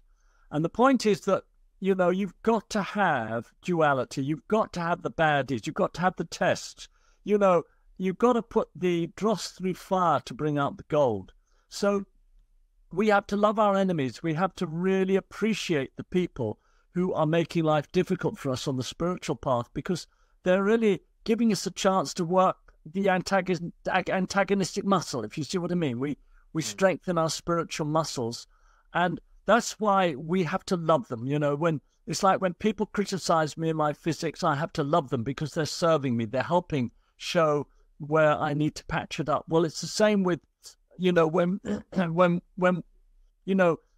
the harder they make it, the higher we make it. There's an electrical component called a capacitor. And this analogy came from Ashtar, actually. It came through me, but it was written in an Ashtar channeling. I do a bit of channeling myself. And what it is this planet is like a capacitor. And a capacitor works on a positive plate and a negative plate with a non-conductor in between. So what we have on this planet is we've got the good and we've got the evil, and they butt up against each other. So you put these two plates close together, but they don't quite touch, okay? And then what you do is you increase the resistance of the negative side. So you increase that resistance. And what it means is the voltage goes up because the positive has to overcome the resistance. So you increase the resistance a bit more. So the voltage has to go up a bit more, and then you increase it a bit more. And that's what's happening. They're working it, so they're increasing the baddies. They're increasing the evil. They're increasing the shadow to increase the spiritual voltage of humanity, so that when eventually the conclusion point comes, it's going to be the biggest spark, the biggest spiritual discharge this universe has ever known. So bring them on, bring on the baddies. And the other thing, I spoke of the analogy of the theatre, where we're the producer and the same consciousness is in there. Mm-hmm. Well, you imagine if all you got in the theatre was Mary Poppins. It would be so boring. I mean, I love Mary Poppins, but not, and Sound of Music, but not all the time. I mean, we need a few of the spooky stuff, the dark stuff, the scary stuff. We need Klaus Schwab to tell us to eat the bugs and live in a 15-minute city. That's it, you see. So the whole thing is that, it's all part of the drama. It's all part of the show. So long as we remember, this is not a real world. It's a construct. It's like a holographic world. It's a matrix. And the thing is, it's more like a dream than a reality. We're in a dream state. And you can't do any harm to yourself because you're not even here. You go into a theatre and it's so scary, but it's not going to kill you. This great monster's coming out of this virtual reality is about to eat you, but it doesn't actually eat you. And so it's the same. You can do anything you like to the body. You can stick out red hot coals in people's mouths and kill them that way and that. It's just you're doing dreadful things to the car. You're smashing in the windscreen and you're ripping the tires. But so long as the driver gets out of it okay, and that's what happens in every instant. The driver of this biological vehicle gets out okay, and so we've nothing to worry about in this physical plane. But those people that are out to hurt us, the people that want to do nasties to us and things, I mean, do they end up being facing the consequence of their actions on the other side? I was on Lindisfarne. I'd had this near-death, out of body, whatever it is. Someone had taken me on past life regression. That's right. And I saw myself as a monk on Lindisfarne, and I had this little twig with this little cross, you see, like this. And I was holding up this twig, and this Viking came running up behind me and split me. He did the worst possible thing imaginable. For no reason. I was a good, holy, saintly little monk, not minding my own business, collecting herbs, and he literally split me in half just for the sake of the bloodlust, all right? Now, I'm traveling with my dearly beloved brother Stephen, and we're on a plane, and we're landing in Stockholm, all right? And Stephen says, David, I feel I'm coming home. And then he said, David, I wrote this song, because Stephen and I write songs, and we write songs about past lives. He says, do you know I wrote that song about the yellow sands, and I consigned souls to the yellow sands. And I think, shit, my God, the yellow sands of Lindisfarne. And then I realized, and Stephen, we were going through this thing, and we realized he was the first Viking to jump off the first ship, because Lindisfarne was the first place invaded by the Vikings. There's a pyramid.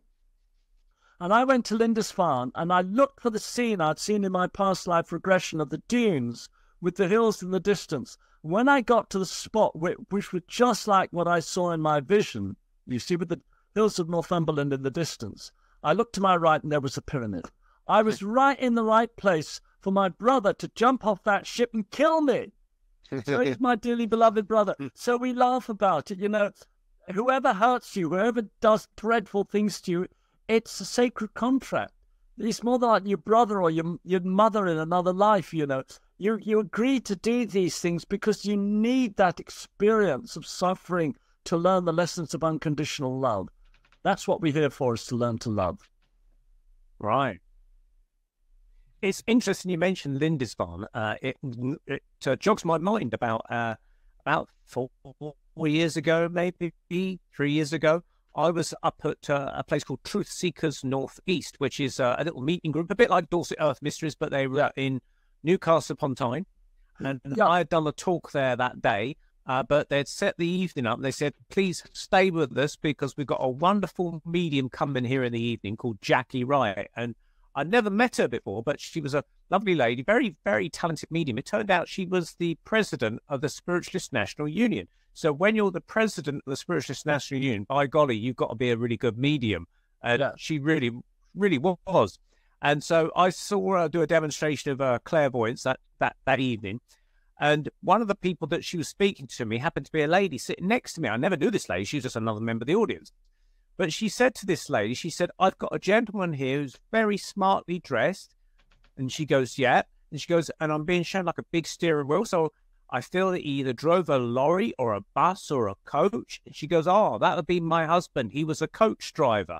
She goes, well, he's showing me doing his journeys. And then she suddenly paused. She goes, did he break down on the Isle of Lindisfarne? And She said, yes, he did. And apparently she said, yeah, he showed me that his coach broke down on the other side of the bridge on the Isle of Lindisfarne, and he had to wait 4 or 5 hours for someone to come and repair the coach and get all the people back off again. So he said he certainly got to know his members of his coach party as such, you know. But I thought it was an amazing piece of evidence for this lady to pick up that he had broken down on Lindisfarne of all places.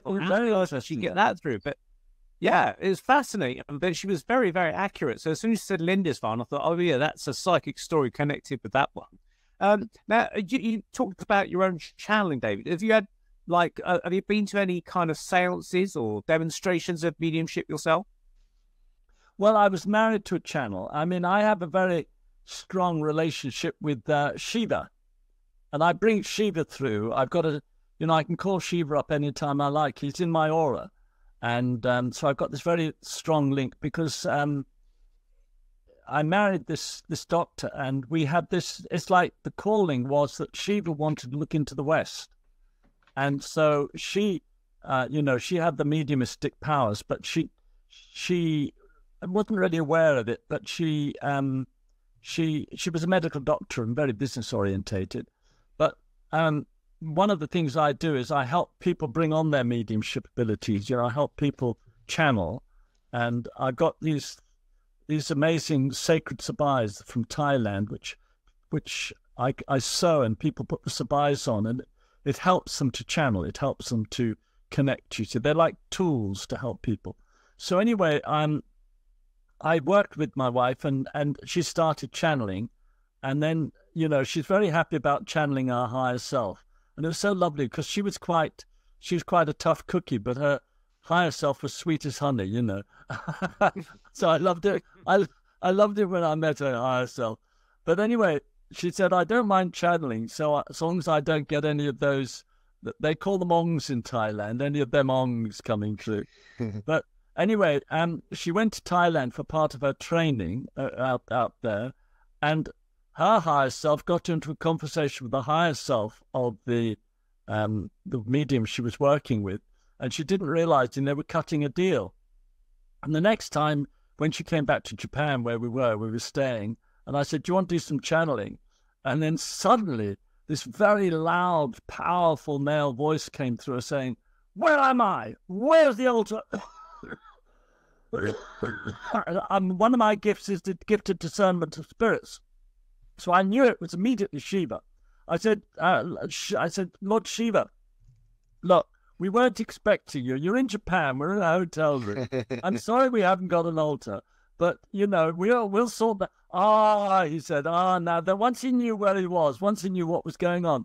But basically, they set this thing up, and he got sucked in, he'd been brought in because this is, but to actually find him in that state where he was a bit disorientated on arrival here. Wow. So, but anyway, for about 2 or 3 years, we traveled the West because he wanted to look into the West, and we did all these channeling sessions, and yeah, it was really, really amazing because she used to bring through Jesus and Kuan Yin and Mother Mary. And I always remember a channeling she did one Easter in New Zealand, and Yeshua came through. We invited him in because it was his day. And this is what he said. He said, you can't be both right and have love.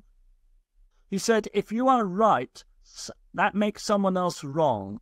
And as soon as you get that polarity of right and wrong, that leads to conflict and leads to war. He said, we have to let go of our judgment of right and wrong. I'll just simply move into love, unconditional love. And that is the only way forward. And so, in a way, that's the answer to your question, about the good people and the bad people you were asking before. There are no goodies and baddies. We're all one. We're all the one being in the many bodies. We're just like children in the sandpit. We have our squabbles, but we're all going through a learning curve. And behind it all, we need to be witnessing and aware that the only thing that matters is that we love one another unconditionally. What would you say about the alien ET kind of visitations we get in kind of context with all of that? Presumably they're playing a role on this physical stage as well with us. What's your opinion of all that? Well, when I was in Thailand, a chap that he lives in Thailand. He was the sort of, holding the space out there, an Englishman in Thailand. And when Shiva was in, he asked Shiva, he said, "Are you an ET?" And Shiva said, "Yes, of course I am." You see, angels, by definition, are ET. They are extraterrestrial. And so the thing is that, we call them angels in the past, but actually they're ETs. And it's that ET 101. I mean, if you want to see an ET, look in the mirror. Because we're it. We're basically extraterrestrials here in human bodies going through some sort of schooling that we need, that's all part of extraterrestrial development. So we are all ETs. I mean, Andrew, you look like an ET and all. You've got your mates in the background. You see? The thing is, I've always felt that actually my soul isn't from this planet. Yeah. I think a lot of us find I know I'm not from this planet. I mean, most of us come from other places. But yes, I think the extraterrestrial thing it's crazy to imagine that in this vast universe, we're the only intelligent species. I think it's terribly arrogant. Yeah. I mean, there's a thing I saw on some program the other night where they've targeted and found all these exoplanets over the last sort of 10, 20 years or whatever they've been sending all these various telescopes and probes out trying to scan the skies. And, it's interesting because they've talked about a mythical ninth planet. Can they detect maybe the gravitational effects of a ninth planet out on the edge of our solar system? But they're not sure if it's there. But the irony is that they can see so many of these exoplanets out in the fastest of space, like 4,000 or something, the number is presently. It's an interesting thing. So, I mean, but the greys, I mean, that's the common one that people describe as aliens coming here and abducting people. Any thoughts on the greys or anything? Well, it's very interesting.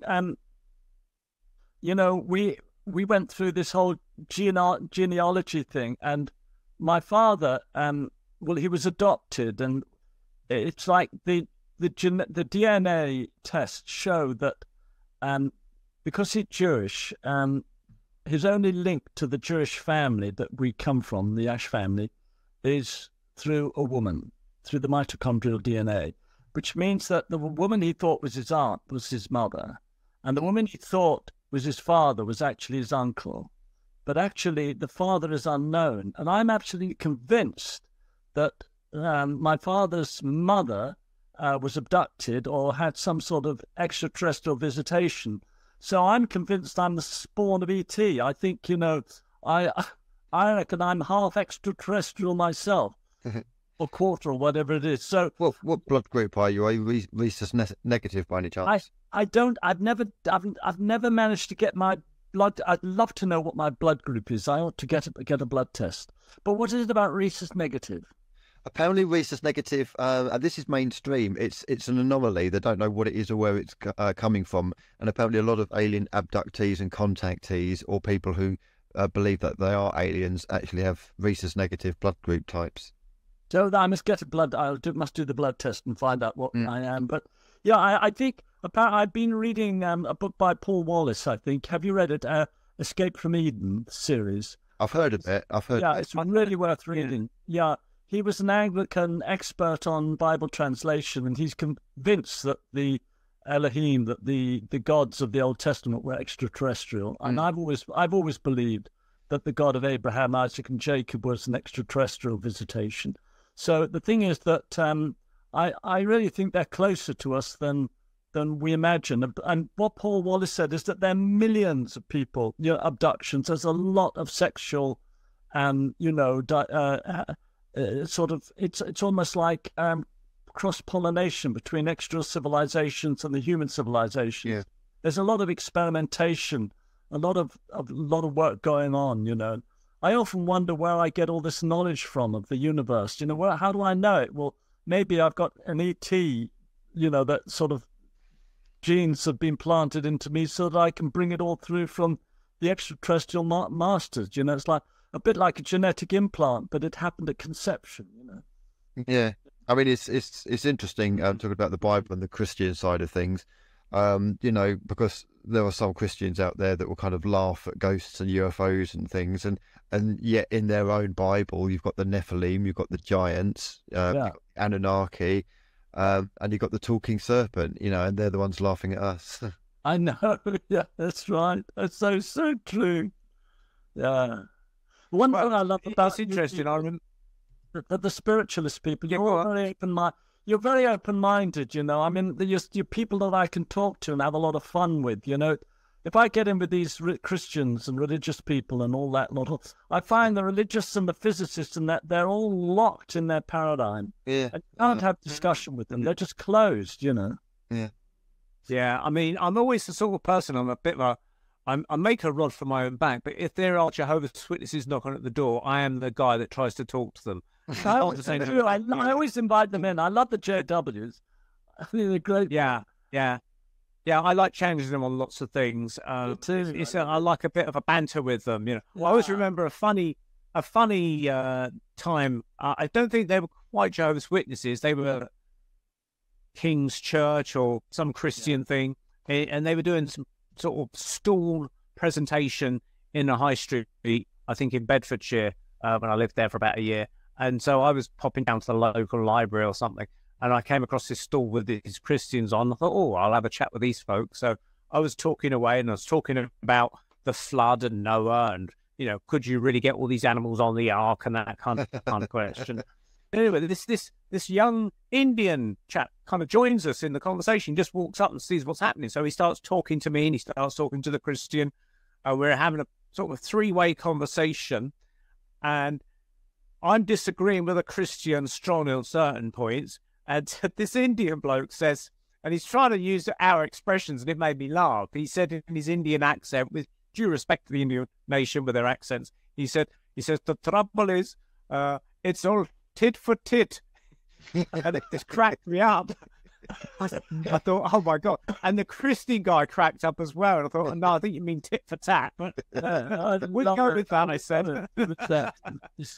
Oh my God. But unfortunately, the Christians, they're the folk that come round. And if you're having a spiritualist meeting somewhere or something of like a psychic fair or tuned in events or whatever, you'll always come out sometimes and you'll find these leaflets from the Christians put on your car or something, on your windshield, you are sinners or something of that nature. Yeah, I would never go to their church and give them hassle or put anything on their gut, but they feel quite righteous in doing so, that we are the Satanists or the devil or whatever it may be.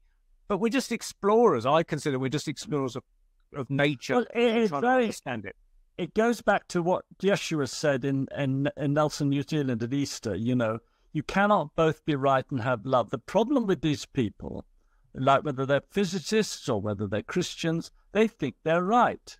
So they think they've got to teach us because we're wrong, and they've got to educate us, and they've got to save our souls. They've got an agenda to bring us into their wavelength of thinking. And it's just like, give us a break, I don't want to be saved by you guys. I'm quite happy with myself as I am. I mean, we three are having this dialogue, and we're not trying to save each other. I'm not trying to convince you about the vortex. I don't give a merry fuck whether you believe in it or not. I mean, I'm just having fun. We're having a good time. Yeah. And that's where love is. Love is where the fun is. Love is where we're all having a joyful time. None of us have got an agenda. The conversation just flowing, and a lot of interesting stuff is coming up, and it's just magic. Mm. And interestingly, this mindset of I'm right and you're wrong, not only has it caused a lot of wars in the world, but you've got the science lot, and especially the jibby-jabby science lot, where, I've got the jab and you must have it as well. And the whole thing during the COVID era of the whole jab thing, of the jabbed versus the unjabbed, to me, it sounded like a cult trying to convert people to their cult. Yeah, it's so much. These religions and science is a cult. Yeah. Very much the cult thing is there. And people can't see it's a cult because it's been around for so long. But no, a cult is a cult. It is. Mm. They're brainwashing. There are some scientists, though, that are doing some research into the afterlife. And as you say, you've got the people there that have done the research there on the life after death, near-death experiences, and they've signed the affidavits to say that it's true. And there are people that do explore the realms of the afterlife. There's the Gary Schwartz is the scientist in America who has, he consults mediums. He's done lots of research with mediums. He does tests for spirits and things. And he says he finds that the spirits, when he concocts tests to sort of prove the validity of them, he says that they go one step beyond and they actually take charge of the experiment and they do things their way to surprise him. In a nice way, they turn the tables on him and they have their own independent thinking during the experiment, will go the one extra and do something else in the experiment, which is a very interesting thing. They take charge, or they have their own independence, he says, which is very gratifying. And I found that I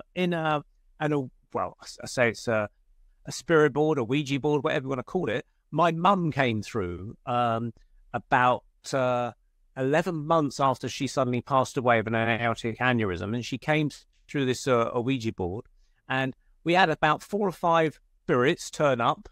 Me and some other people were there, and my mum was patiently waiting in the wings, so to speak, and she was the last person to come in, and she said, "Hi, son." And I knew immediately it could only be one person. That was my mum. And my dad was still around when this happened. But she was meant to keep to a protocol where she was meant to give my date of birth and say what my middle name was. But she just went off on her own tangent and started talking to me. And so they let her. They said, "Oh, okay, you do what you want to do, Margaret," they said. And she goes, "Yes, I will." And she was sort of. I wanted to ask about, well, what happened? Have you met your mum and dad over there? And she suddenly said, "My mum came and met me." In other words, as soon as my mum came out of her body, she said her own mother was there waiting for her in anticipation. She knew that she was going to cross over. And I remember after having this sort of session with her, and she was sort of saying what happened, I thought, I wonder if my gran appeared in the doorway of the bedroom where my mum passed away. And I sat on the bed that she passed away on, and I looked across, and there was the doorway of the bedroom there. And I thought, I wonder if my gran was waiting in that doorway, like the idea of this airing cupboard type of formation, But again, she took charge. She suddenly said, "Yeah, my mum was waiting for me." And rather than us say, "Oh, I missed you," the surprising thing, she came through and said, "I miss you too." And that was really surprising, because you tend to think, "Oh, I thought it was just the living that miss the dead," but the dead, the spirits, miss the living too, which I thought was very interesting. That's very interesting. It's like the story of that fiance, that couple, where he got killed in an accident. Yes. And, it's interesting what you're saying, because it's obvious that he was missing her, finding it really hard to be away from her. She was him, which is why she could really help him by working with mediums like you. Just as, he was trying to help her, he also needs help to get over the loss. It's a tragic loss for both. Yeah. So do you have any kind of expectations of when you cross over, David, of what you're likely to encounter? Or do you think it's a Jesus character that's going to meet you, or a Buddhist monk or something? Because you've got lots of various white interests, or maybe...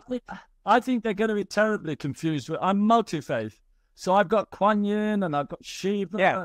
They'll all be tussling, saying, no, pushing against each other, trying to come along and be the one to receive me. No, I mean, I would love to meet my father. He's passed over. I'd love it if he was there to greet me and my mother. I'd be lovely to have my mum and dad, because they were very special to me in my life. And yeah, it would be lovely to meet. I look forward to meeting Shiva. I look forward to meeting Kuan Yin. Mother Mary is a very powerful connection in my life. She's very strong. And I actually had an apparition of Mary and Jesus in Medjugorje. And it was very interesting, because I'd gone with my book. I took my manuscript to the book because I wanted to get a blessing for the book. You see, it's an earlier version of this, this book here. And anyway, so I took it out to Medjugorje, and I went into the church, and it's like I had all these negative thoughts because I was a Catholic, but I hadn't been to church for many years, and I've become very anti-Catholic. And so I was going through a bit of a challenging time, and, a lot of resistance. But the priest was talking about the Passion, and I suddenly tuned in to what it must have been like for Jesus. He was a young man, and to being flogged alive. And I suddenly had this wave of compassion for him.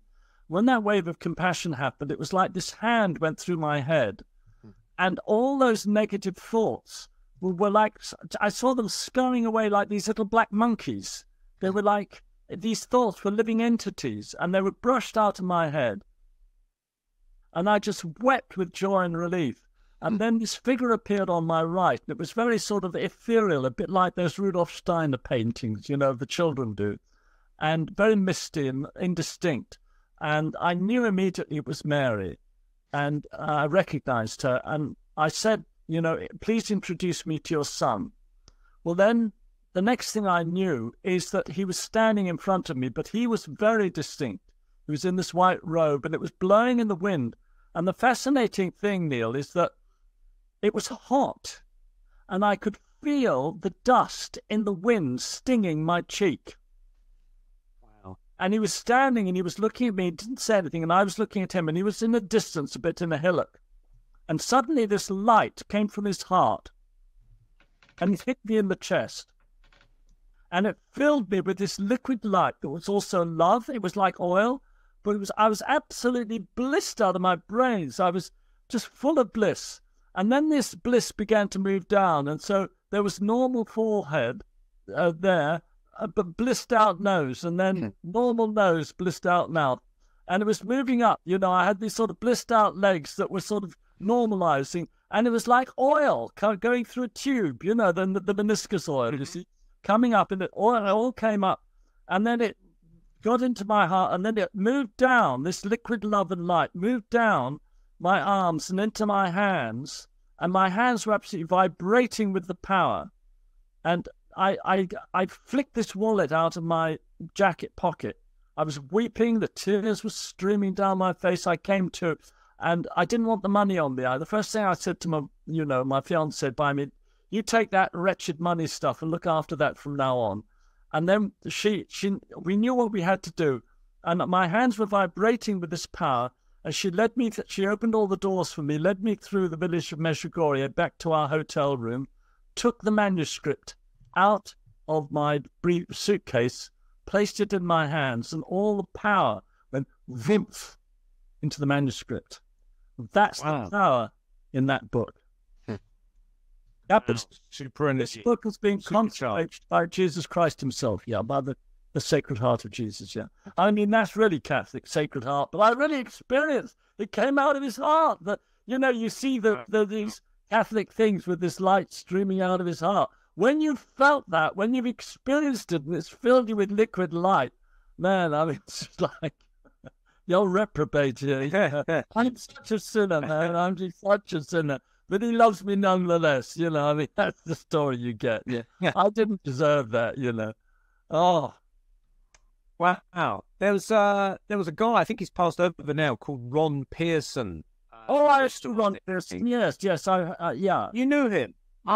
So he was looking into the physics of the afterlife as well. And I was trying to understand that. And he's talking about dark matter and things like that. Yeah. And I believe that he thought that that's possibly the key to it, was this dark matter that they describe it in the universe. They don't know what it is, but it's so much of the universe is 80% or something like that.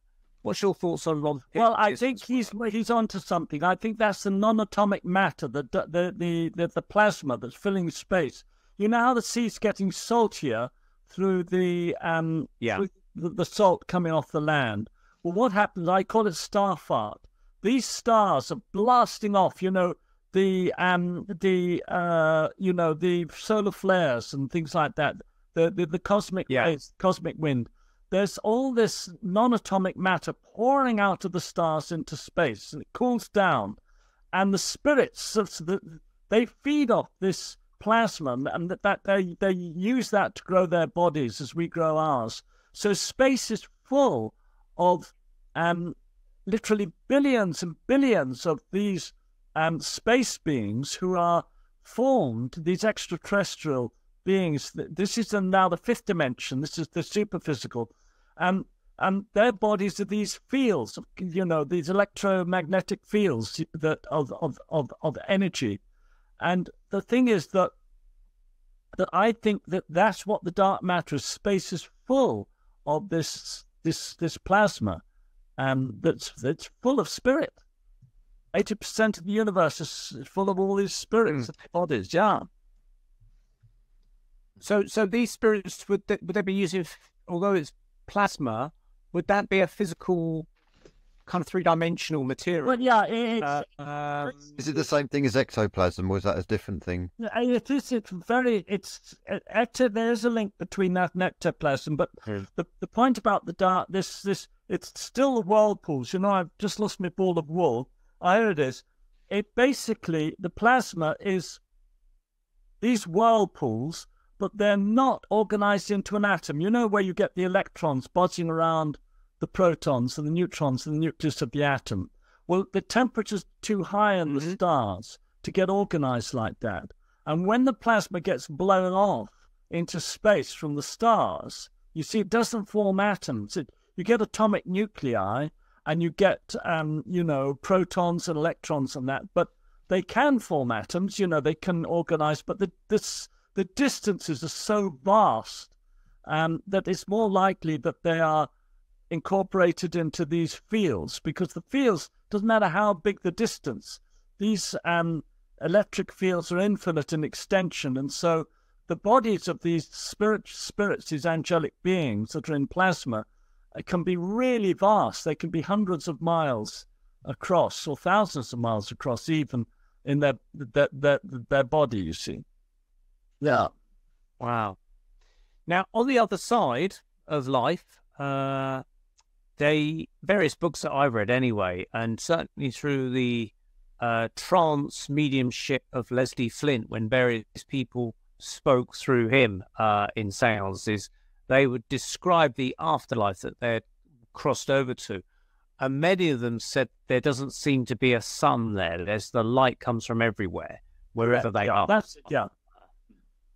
And it's an interesting thing, because my brother, after my mum had passed away, about a month afterwards, he said he had a dream about my mum, which, I'm not surprised, really. We're all going through that emotional baggage of losing someone.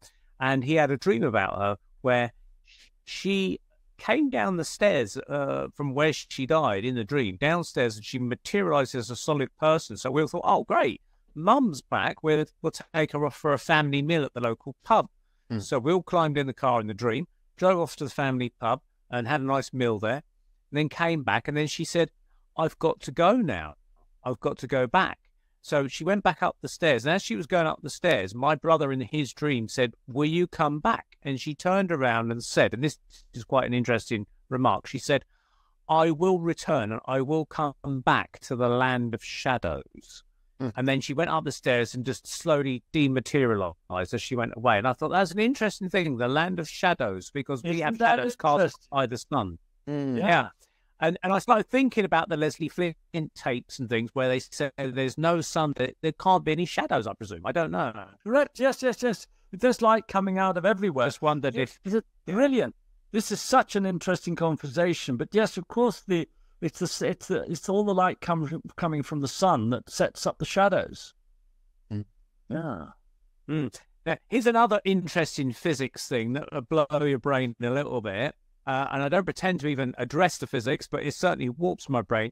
About 20 years ago, I saw a DVD because I was co-writing a book at the time called Fairycraft. So I was doing lots of research into the fairy kingdoms and the fairy realms and things. And I came across this DVD, and for those that want to try and watch it themselves, it's on YouTube. It's called The Fairy Faith by Canadian filmmaker John Walker. Yeah. And he interviews this Glaswegian builder, Steve O'Dale, I think his name is. And he was on holiday by himself, by all accounts, in Southern Ireland. And it just finished raining. And he was by this area called Fairy Hill or Fairy Fort, and he said he could hear this weird sort of singing or music coming from somewhere. Couldn't trace where it was coming from, but the rain had just finished raining on this hill. He said the sun was starting to come out, and it started to form a lovely rainbow over the valley. And he thought, wow, what a lovely, stunning view that is with a rainbow and the sun's coming out. And what a beautiful view. He said all the time that he was entranced by this lovely view, there was something out of his peripheral vision down here that was moving.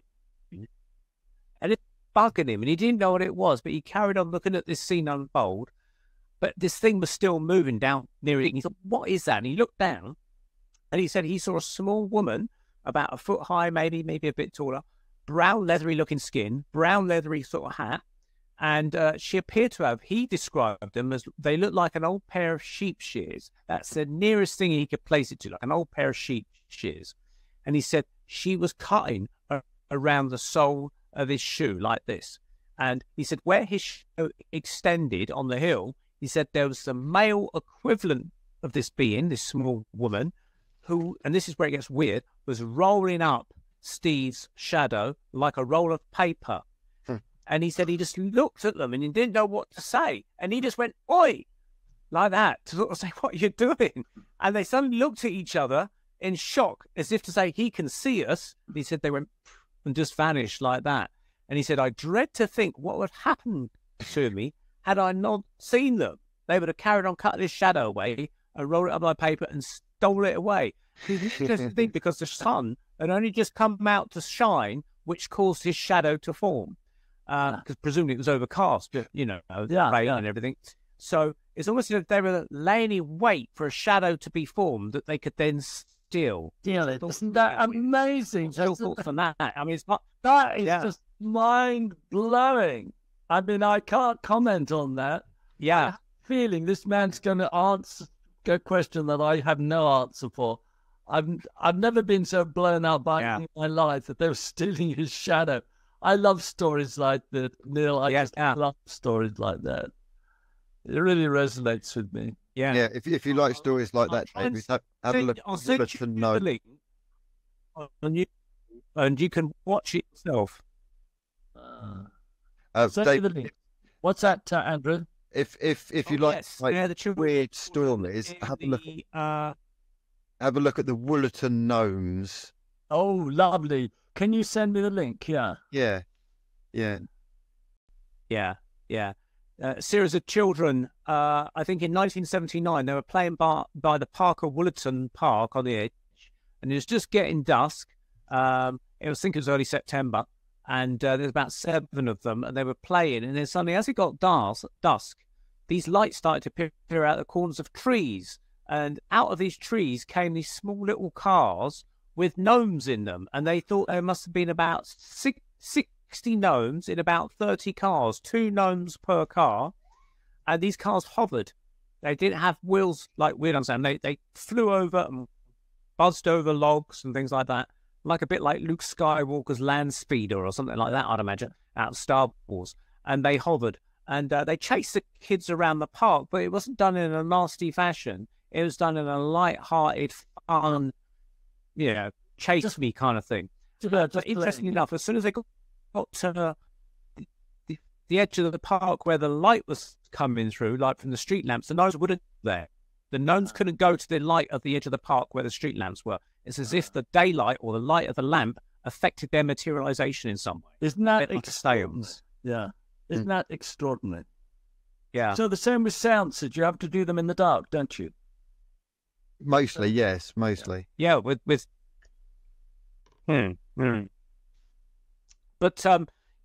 with the shadow stealing, I think they were called brownies. That's what they call them in folk. That's right. Yeah, small brown beings. They're kind of presumably part of this fairy kingdom.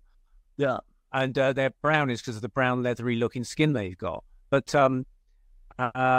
we were talking to fairy lore enthusiast Simon Young a few months ago, and I told him that story as well, and he was enthralled by it. And he said that a couple of these brownies appeared on this guy's bed one night, and he said they had a bag, and he said that when he woke up and there's these 2 brownies sitting on his bed holding a bag, he said they were eyeing him up like they would eye up a horse at market, like he was a commodity. and they were prepared to take something from him and put it in that bag, I suspect, which was, again, the bag is almost symbolic of taking something. They were shopping for something. Yeah. And I think these gnomes, these brownies in Ireland would do the same to Steve Odell. But it's a bit like Peter Pan, taking the shadow of Peter Pan, separating and that kind of stuff.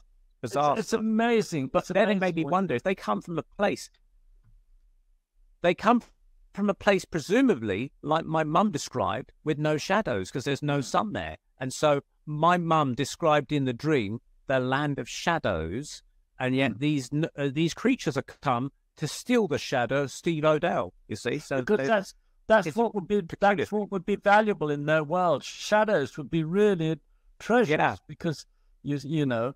I mean, you see, our world feels so concrete, and yet, you know, the fact that a shadow can have some sort of reality. It's almost like you're stepping between the worlds. When you're actually seeing these creatures, you're seeing into their world. It's like your vision.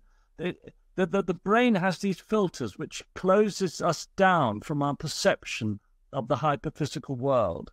But as soon as you lift the filters, that's why these narcotic drugs like ayahuasca and cannabis and LSD and these sort of things, they alter the chemistry of the brain, so the filters drop and people start seeing into the other worlds.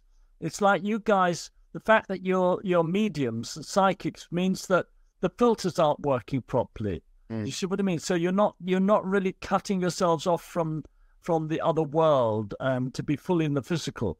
So when people are seeing the brownies and they're seeing that it's almost like the veils are really thin, and so it's almost like the shadow has, to us it's just ethereal, it's just a shadow, but to them it's almost got a physicality in their world. You see, it's fascinating.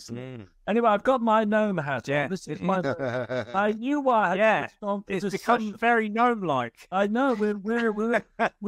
We're talking about gnomes, and I'm afraid to go on and revealed my real identity.